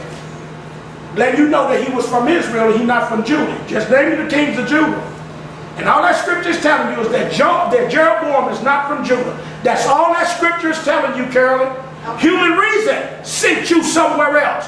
That's what happened. Because all the verse is saying, and you're not looking at the verse and leaving the verse alone, just like I'm going to be teaching y'all about, like I was at JD. And hey, Jeremiah, you understand what I was teaching you in JD the other day? We won't just look at it and leave it alone. Human reason start kicking in. Remember when I was teaching you in Jeremiah about Mizraim? Mizraim was look at it, he would say that's what it is and leave it alone. You know what's wrong with us? We look at it and minds start rolling. Well, what does that mean? And why you got to do that? And what is that over there for? He just told you. It was 4 kings of Judah. That's what that scripture is telling you. And I want you to know that Jeroboam is not from Judah. He is from Israel. And leave it alone. That's all that verse says. That's all it's telling you. It said Hosea prophesied. He was the son. Let me tell you who Hosea is. Hosea is the son of Neri or Beri. And the word of the Lord came to him in the days of Jotham, Ahaz, Uzziah, Jotham, Ahaz, and Hezekiah. I didn't even get to see the scripture to know what it said. And it says, and in the days of Jeroboam, king of Israel, son of Joash, king of Israel. So I want you to know that when I start talking about Joash, when I start talking about Israel, I want you to know I'm not talking about Judah. That's all that verse that says. That's all it said. That's all it said. You got 4 kings of Judah. That's what he said. You got 4 kings of Judah. And in those 4 days, and while those 4 kings was living, Hosea prophesied. He also prophesied when Jeroboam, that one king, Jeroboam, that one king, his daddy was Israel. I want you to know that Jeroboam is not of Judah. That's all that verse is saying. That's all it's saying. What do you want? What do you want? What are you looking for? That's why I told you. Then I'll take you over to 5:1. So if it's talking about Israel, it said house of Israel.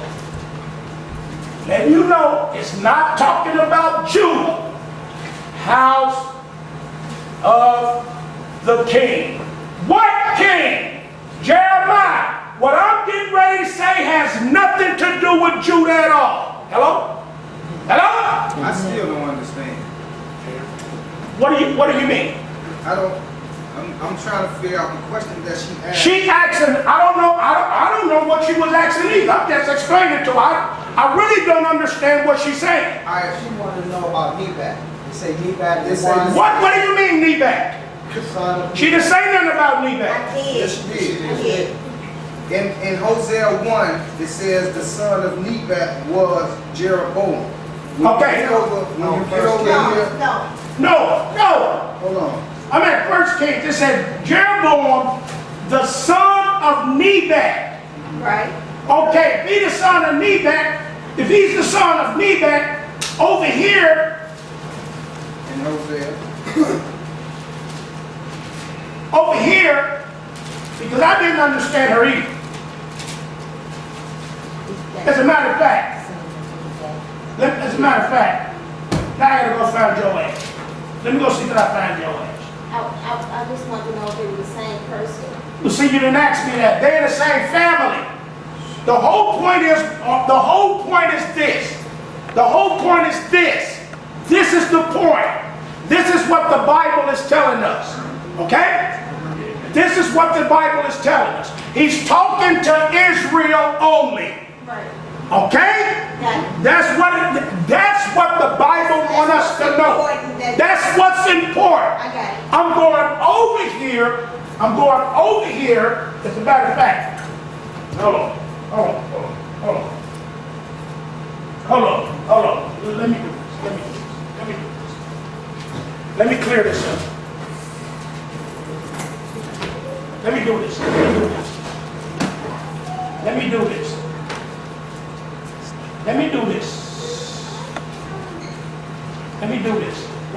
right. Let me do this.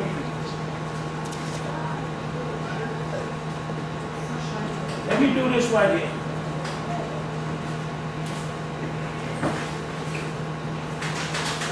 Let me do this right here. Just hold on.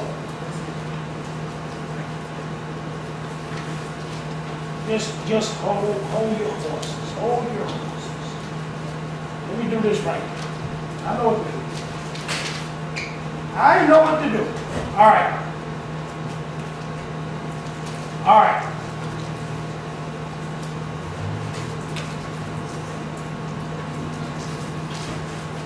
Okay. Hold on. Go here.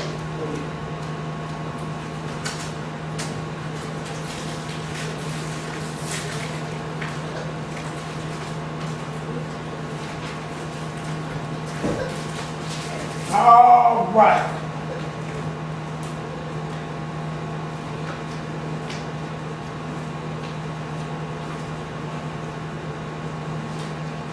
Okay.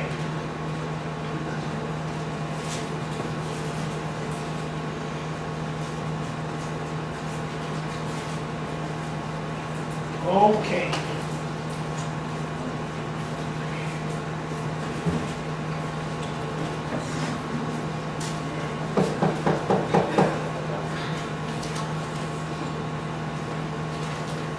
Okay. Let's go to, because they don't give me none, I'm trying to find something for you. I can't find nothing for you. That's all, I can't find nothing for you. All it says is just leave back. You're going to find something for me back. I'm going to have to do that later. Can't find nothing for me back. But the point we're trying to make, Nebat was a king of Israel. And all it says is Nebat.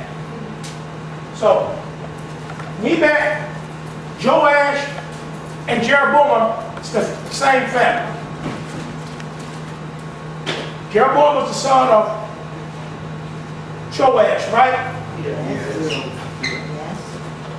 And right over here, it don't say nothing about Nebat. So Nebat may have been a great-great-great-grandfather or somebody in that lineage. Okay.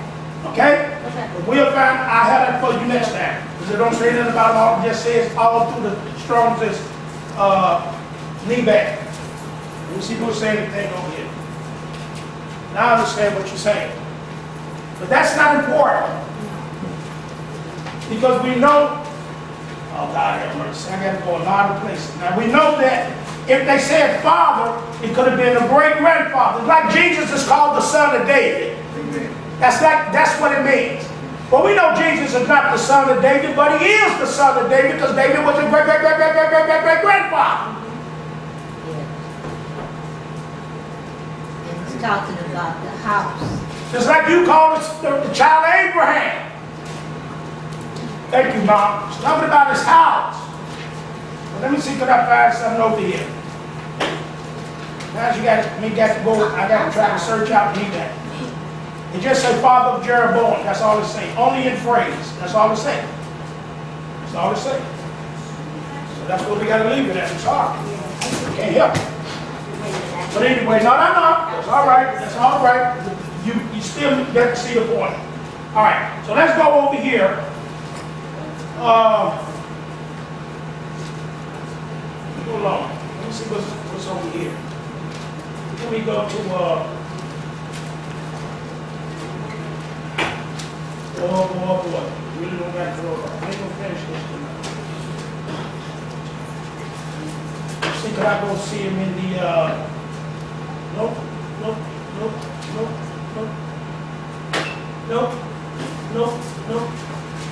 I went to, Chronicles. Could I see him in Chronicles? See, could I go into the lineage? You want to find out lineage? You go to the book of Chronicles. Sons of Levi, nope. What does it say? Sons of Eve.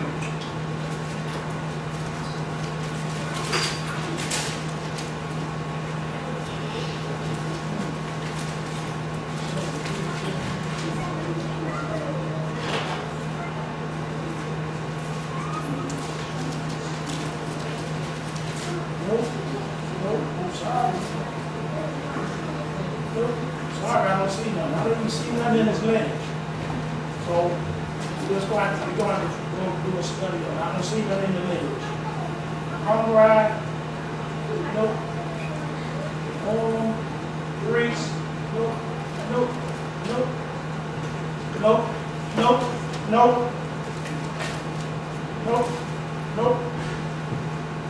You give us nothing on me back. Nothing at all. All right. Back over to 1 Kings, chapter 11. Amen. Jeroboam, the son of Nebat, an Ephrathite of Zerah, Solomon's servant, whose mother's name was Zeruiah, a widow woman, even he lifted up his hand against the king. All right. So let's go over to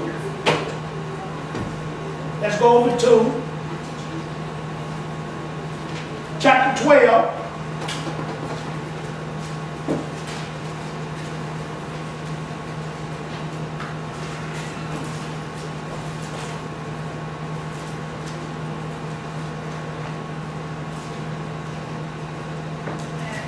Let's go to chapter 12. Hold on, I just thought of something else. Let me see this. Let me do this. Hold on, let me see this. I just thought of something else. I might be before another.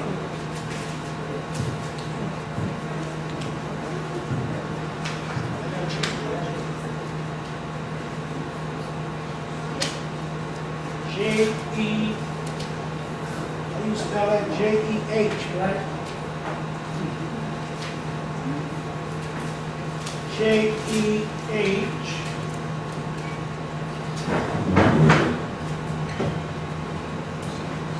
J-E-H-O.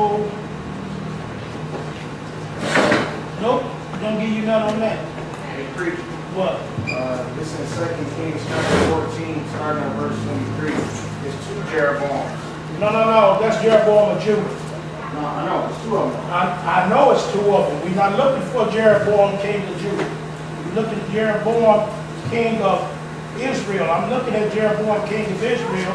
2 Kings 13:10, 2 Kings 13:25, 2 Kings 14:8, 14:9. That's Jehoash, king of Israel. That's what I was showing her. Jehoash, king of Israel. That's 2 Kings. Joash, son of Jehoash, king of Israel. 2 Kings 14:17, 14:16, 15, 13, 11, 9. That's 14. That's Jehoash. That's king of Israel. What I'm trying to find is something that pertains to Nebat. Then you got a king of Judah. You got king of Judah. Then the king of Judah, Jehoiada, the son of Joash, the son of Azahiah. That's in Judah. We're not in Judah. Yet the scripture said Israel. Right, 23 says Israel. That's where we at, Eric. That's what I'm trying to say. It said, ye house of Israel, give ye ear, O house of the king. For your judgment is toward you, because you have been a snare on this part, and that spread upon Tamar the revolt. I know Ephraim, and Israel is not hid from me. For now, O Ephraim, you commit a whoredom, Israel is defiled. That's what we're looking at. Hold on. I'm not going to get to where I want to go.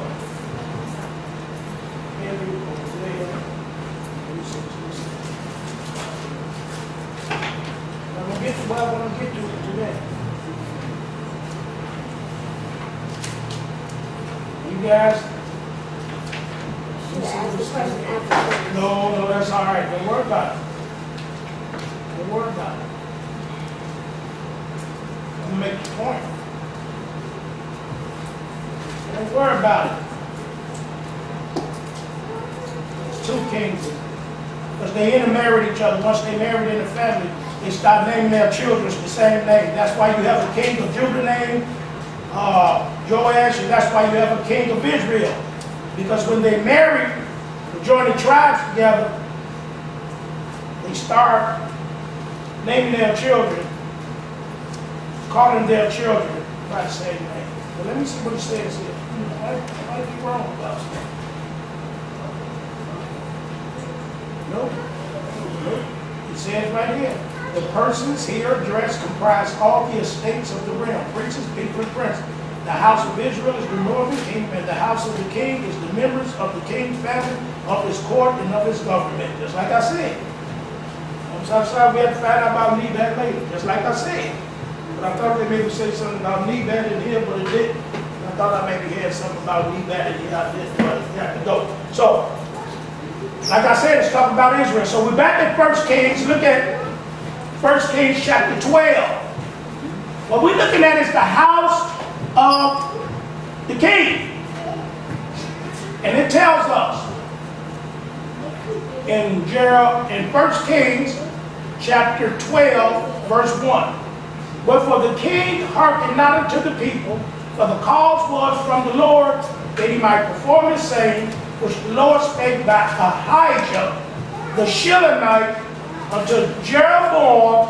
I'm at verse number 15. I'm at 1 Kings 12, 15. Are you there? Amen. Okay, because I see a lot of people ain't there. Wherefore the king hearkened not to the people, for the cause was from the Lord, that he might perform his saying, which the Lord spake by Ahijah the Shilonite to Jeroboam the son of Nebat. Okay, so when all Israel, that's who he's talking about in Hosea chapter 5, verse 1. He's talking about Israel. That's exactly what he's saying. So when all Israel saw that the king hearkened not unto them, the people, we need to go back to 1 Kings, verse 26. I did it backwards. Back to 1 Kings. Chapter 11. 1 Kings, chapter 11, verse 26. 1 Kings 11, chapter 26. It says, Jeroboam the son of Nebat, an Ephrathite. He's an Ephrathite.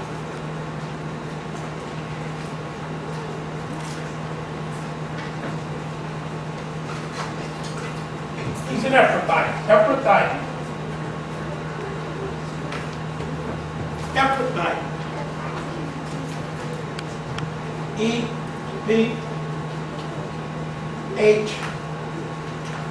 E-P-H-I-Y.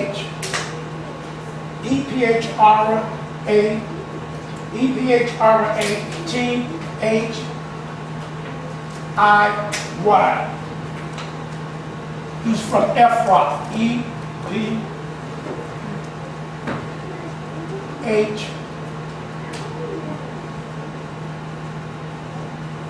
Ephrath, R-A-T-H.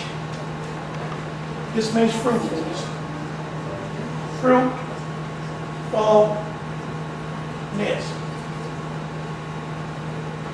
That's Ephraim. Ephraim means, it's Ephraim. That's the right way. It's not Ephraim. It's Ephraim. This is the right way to pronounce this. Ephraim. Eam is plural, so that means double fruit. And they was fruit Ephraim was fruitful because he got a double portion. He had a double portion. He was the leader of Israel.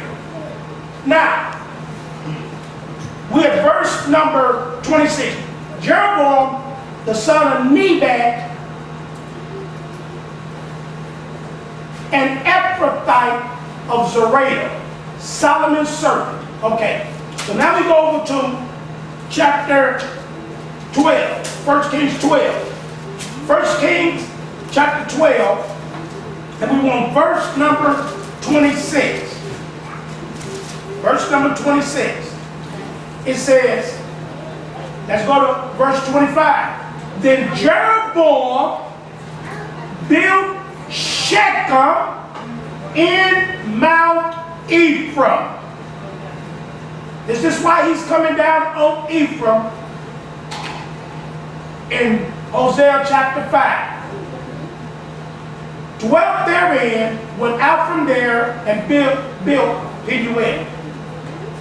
Jeroboam said in his heart, pay attention, now shall the kingdom return to the house of David. What is the house of David? Judah, the family of David. They go by East again. I told you every time you see house, you be back. So when he said the kingdom, he's talking about the 10 northern tribes of Israel. That's what he's talking about. I mean, verse number 26.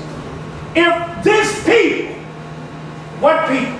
The kingdom in verse 26, go up to do sacrifice in the house, the family of the Lord, which is Judah, at Jerusalem. This is human reason. Human reason is dangerous. Human reason is deceitful. This is common sense he's using now. Then shall the heart or the mind of the people turn again unto their Lord, that is unto Rehoboam, king of Judah. So the house, the kingdom in verse 26, is different from the house in verse 27. You got two different sets of people. Jeroboam said in verse 26, Jeroboam said in his heart, human reason. That's what I want you to see. He's talking to himself. Instituted by the devil. You don't get this from God. This is his human reason. If this people go up to do sacrifice, this is good. In the house of the Lord at Jerusalem, then shall the heart of this people turn again unto the Lord, that is unto Rehoboam, king of Judah. They shall kill me. See, the only thing important to me is me, myself. This is what I told y'all at the beginning. He's not thinking about nobody but himself. That's how human reason is. And do again to Rehoboam, king of Judah. Wherefore the king took counsel and made 2 calves of gold, and said unto them, it is too much for you to go up to Jerusalem. Behold, your gods, O Israel. That's what I was telling you. That's what he's talking about in Hosea chapter 5. Which brought you up out of the land of Egypt. And he set the one in Bethel, and the other he put in Dan. And this thing became a sin for the people.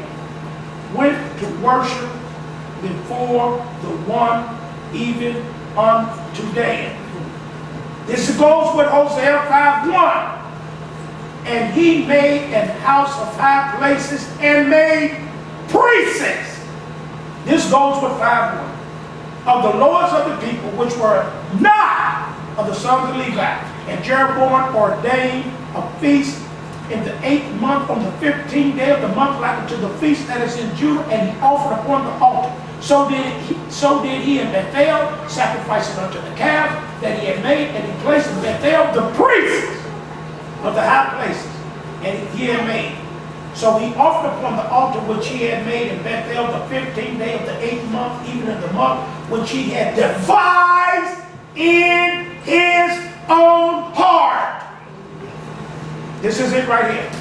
And ordained a feast unto the children of Israel, and he offered upon the altar and burned incense. Now we need to go back to Hosea chapter 5. I have to get some of this in, so y'all gonna be here a little longer. Hosea chapter 5. Let's go back to Hosea chapter 5. We go back to Hosea chapter 5. And this is what it says. It said, O ye house, hear ye this, O priests, and hearken, ye house of Israel. Give ye ear, O house of the king, for judgments towards you, because you have been a snare on Mizpah, and a net spread upon Tabor. The revolters are profound to make slaughter, though I have been a rebuker of them all. I know Ephraim, not Judah, and Israel is not hid from me. For now, O Ephraim, you committest whoredom, and Israel is defied. They will not frame their doings to turn to their God. For the spirit of whoredoms is in the midst of Israel, and they have not known the Lord. And the pride of Israel, house of Jeroboam, do testify to his face. For that reason shall Israel and Ephraim fall in Israel's and Ephraim's iniquity, the golden calf worship.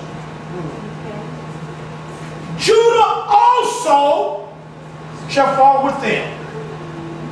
It say they shall go with their flocks and with their herds to seek the Lord, but they shall not find him. He hath withdrawn himself from them. They have dealt treacherously against the Lord, for they have begotten strange children. Now shall a monk devour them their portions.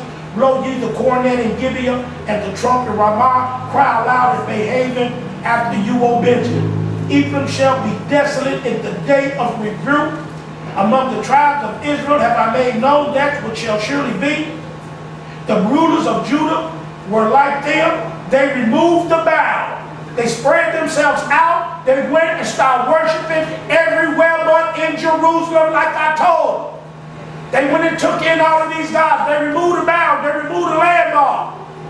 Instead of them staying in Jerusalem and worship, they went up to the high places.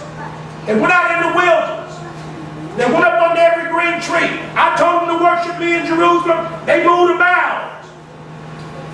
Therefore, I will pour out my wrath upon them like water. Ephraim, here we go right here. Ephraim is oppressed and broken in judgment because Jeroboam willingly walked after the commandment of the golden calf. He did it willingly. Did nobody force him? He said in his heart. He did it willingly. He devised this in his heart, and he walked after the commandment to go and worship the golden calf. Therefore will I be unto Ephraim as a moth, and to the house of Judah, two distinguished people right there. When Ephraim saw his sickness, Judah saw his wound. Then when Ephraim to the Assyrian to get help and sent to King Ariel, yet could he not heal you, nor cure you of your wound. Verse number 14. For I will be unto Ephraim as a lion, and as a young lion to the house of Judah. I will tear and go away. I will take away, and none shall rescue me. Ephraim in Hosea chapter 5 is mentioned in verse number 3, mentioned in verse number 5, mentioned in verse number 9, mentioned in verse number 11, mentioned in verse number 12, verse 13, and verse 14. When he's talking about Ephraim, you can look at Ephraim. I'm about to come back. Look at Ephraim. Look at Ephraim in chapter 6. Chapter 6, it says, O Ephraim, what shall I do unto you? O Judah, what shall I do unto you? You look at verse number 10. Look at verse number 10. I'm just about to come back. Look at verse number 10.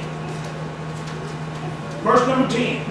Look at verse number 10. Said the same thing. I have seen a horrible thing in the house of Israel.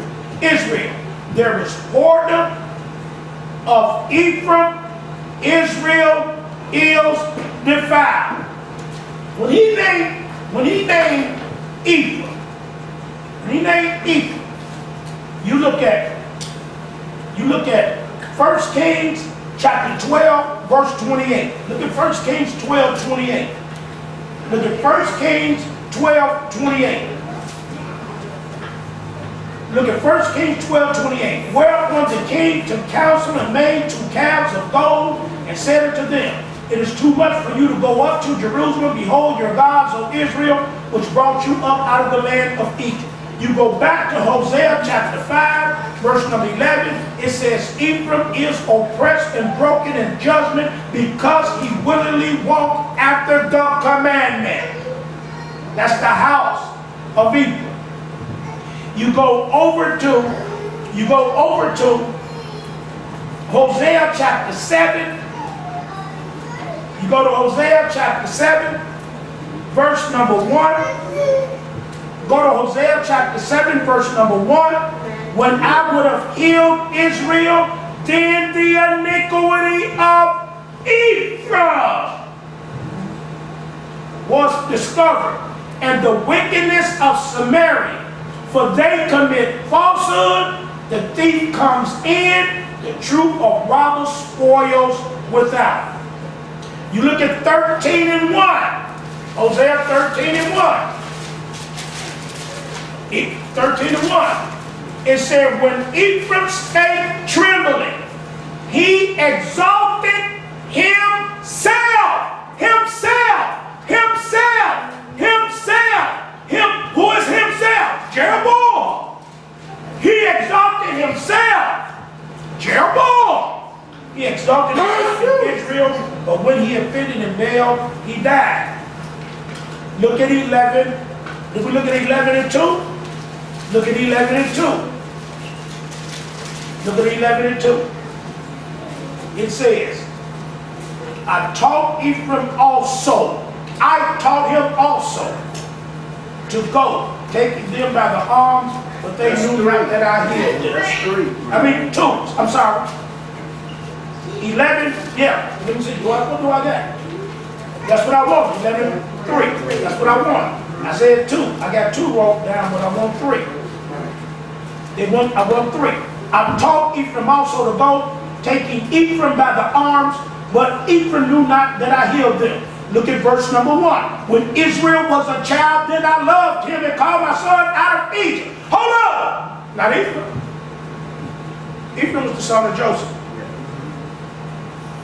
Okay, we go back and we go to 1 Kings 14:16. We go back. This is Ephraim right here. This is why God specifies Ephraim. He was the ringleader because Jeroboam was the king of Ephraim. At the time of this prophecy that Hosea is prophesied, that's what it told us. We look at 1 Kings chapter 14, verse number 16. It says, and he shall give Israel up because of the sins of Jeroboam. He's going to give Israel up. He's going to give up the 9 other tribes because of the sins of Jeroboam. Jeroboam is evil. That's why he's going to give Israel up, because Jeroboam defiled Israel. I'm going to give Israel up. Why he going to give Israel up? Because of the sins of Jeroboam. But what was the sins of Jeroboam? The sins of Jeroboam was the 2 calves of gold. The sins of Jeroboam was 1 Kings chapter 12, verse 28. Whereupon the king,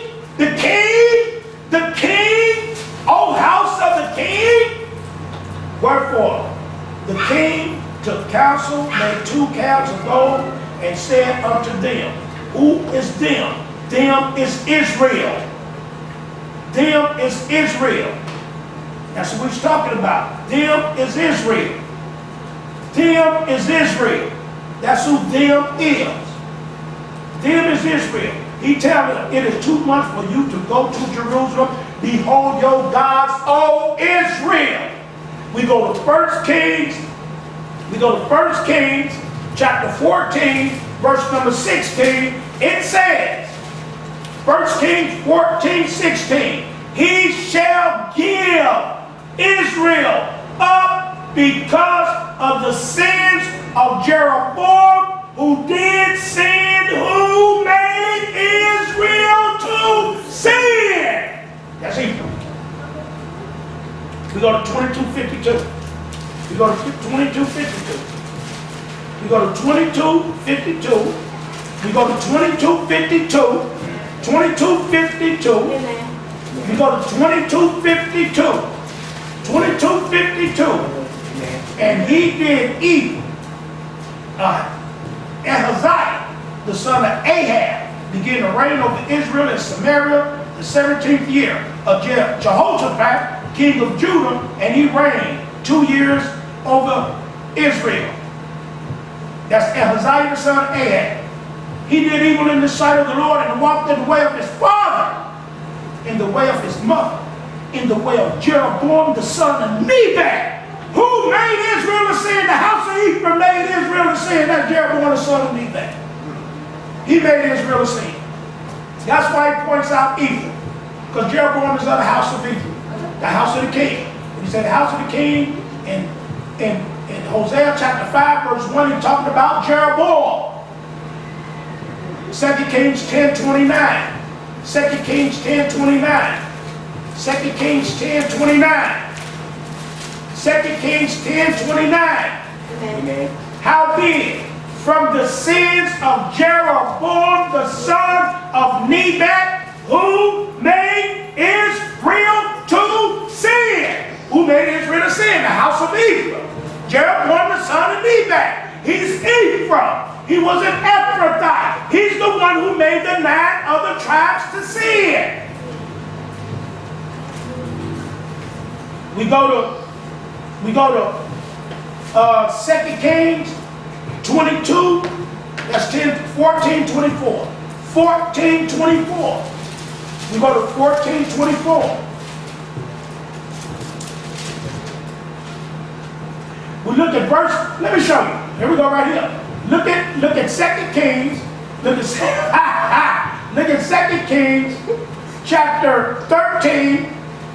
You ready, Ronnie? You ready? Yeah. You ready? Yeah. Look at 2 Kings chapter 13. You ready? Yes. 2 Kings chapter 13. You ready? Look at 2 Kings 13 verse number 10. Are you ready? I love this right here. Look at 2 Kings chapter 13.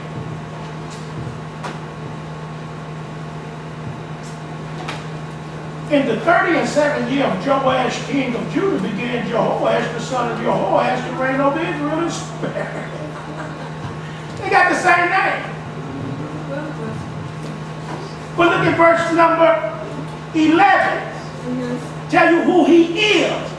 He did that which was evil in the sight of the Lord. He departed not from all the sins of Jeroboam, the son of Nebat, who made Israel sin, but he walked therein. Right? Then he said, in the rest of the acts of Joash, and all that he did, and all his might, wherewith he fought against Amaziah, king of Judah, are they not written in the book of the Chronicles of the kings of Israel? And he said, and Joash slept with what? His father. Jeroboam set up his throne, and Joash was buried in Samaria with the king of what? Israel. Hello?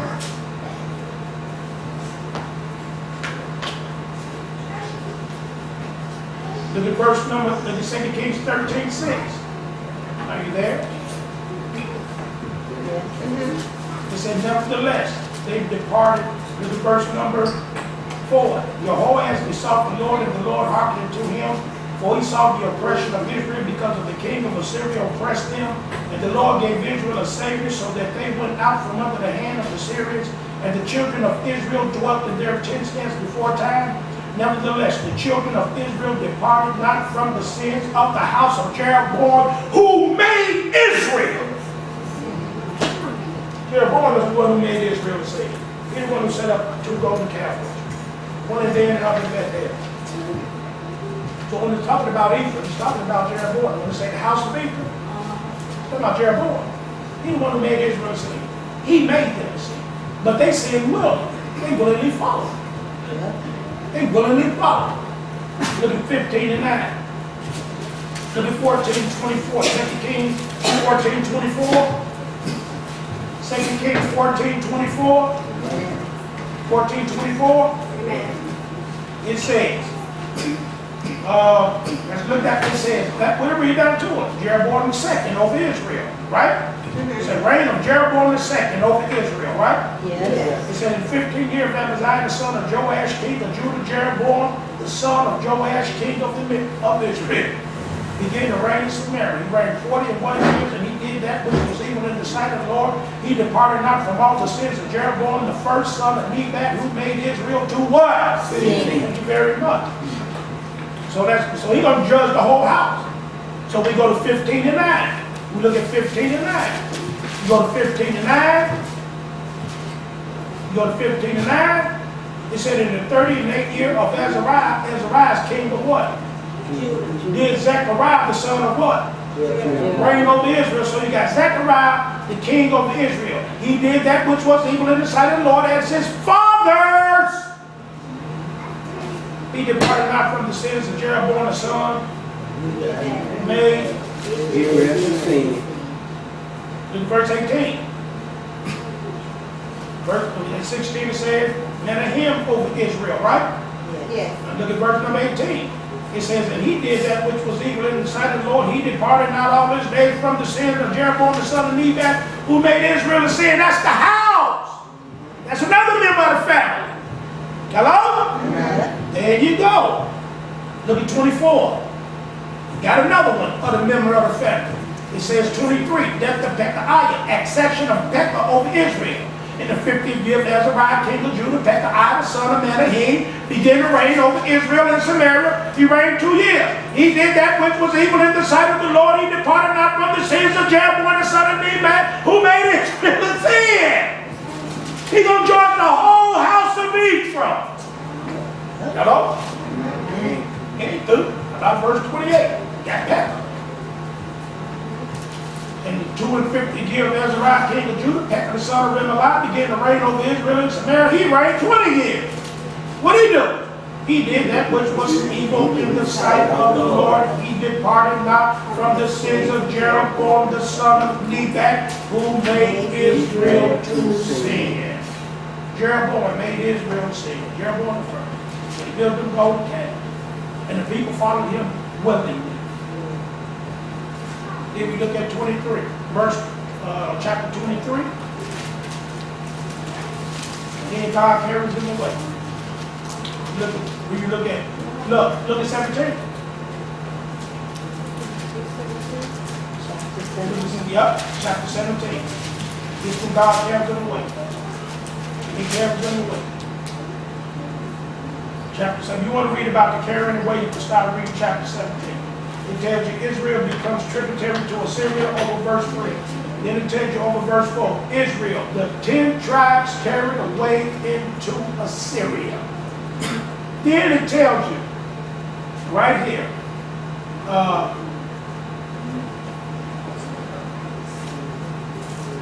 verse number 7. It says the sins for which Israel was carried into what? Captivity. Thank you very much. You go over to verse 21. Let's look at verse 20. 17:20. I love this. 17:20.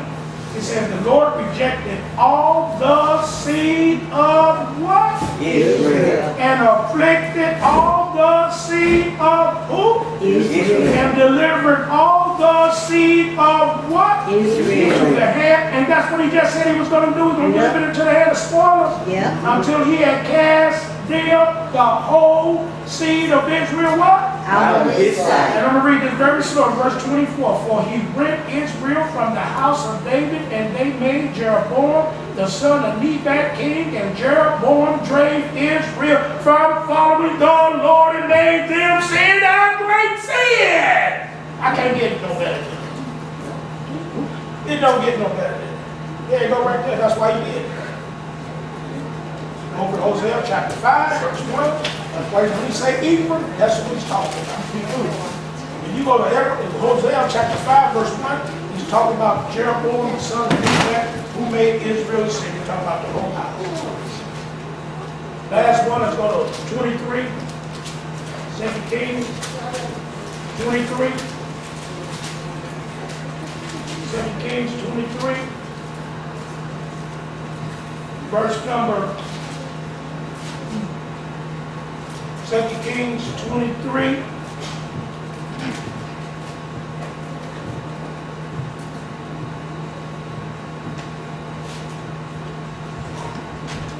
Kings 23. What I got? 23. What does that mean?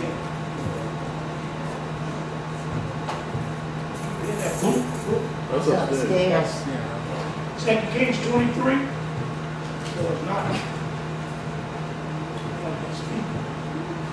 It's that speaker.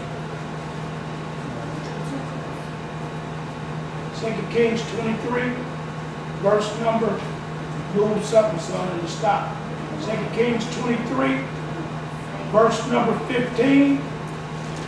And moreover, the altar that was at Bethel and the high place which Jeroboam the son of Nebat, who made Israel to sin, had made both the altar and the high place he break down, and burnt the high place and stepped it small to powder, and burned the grove.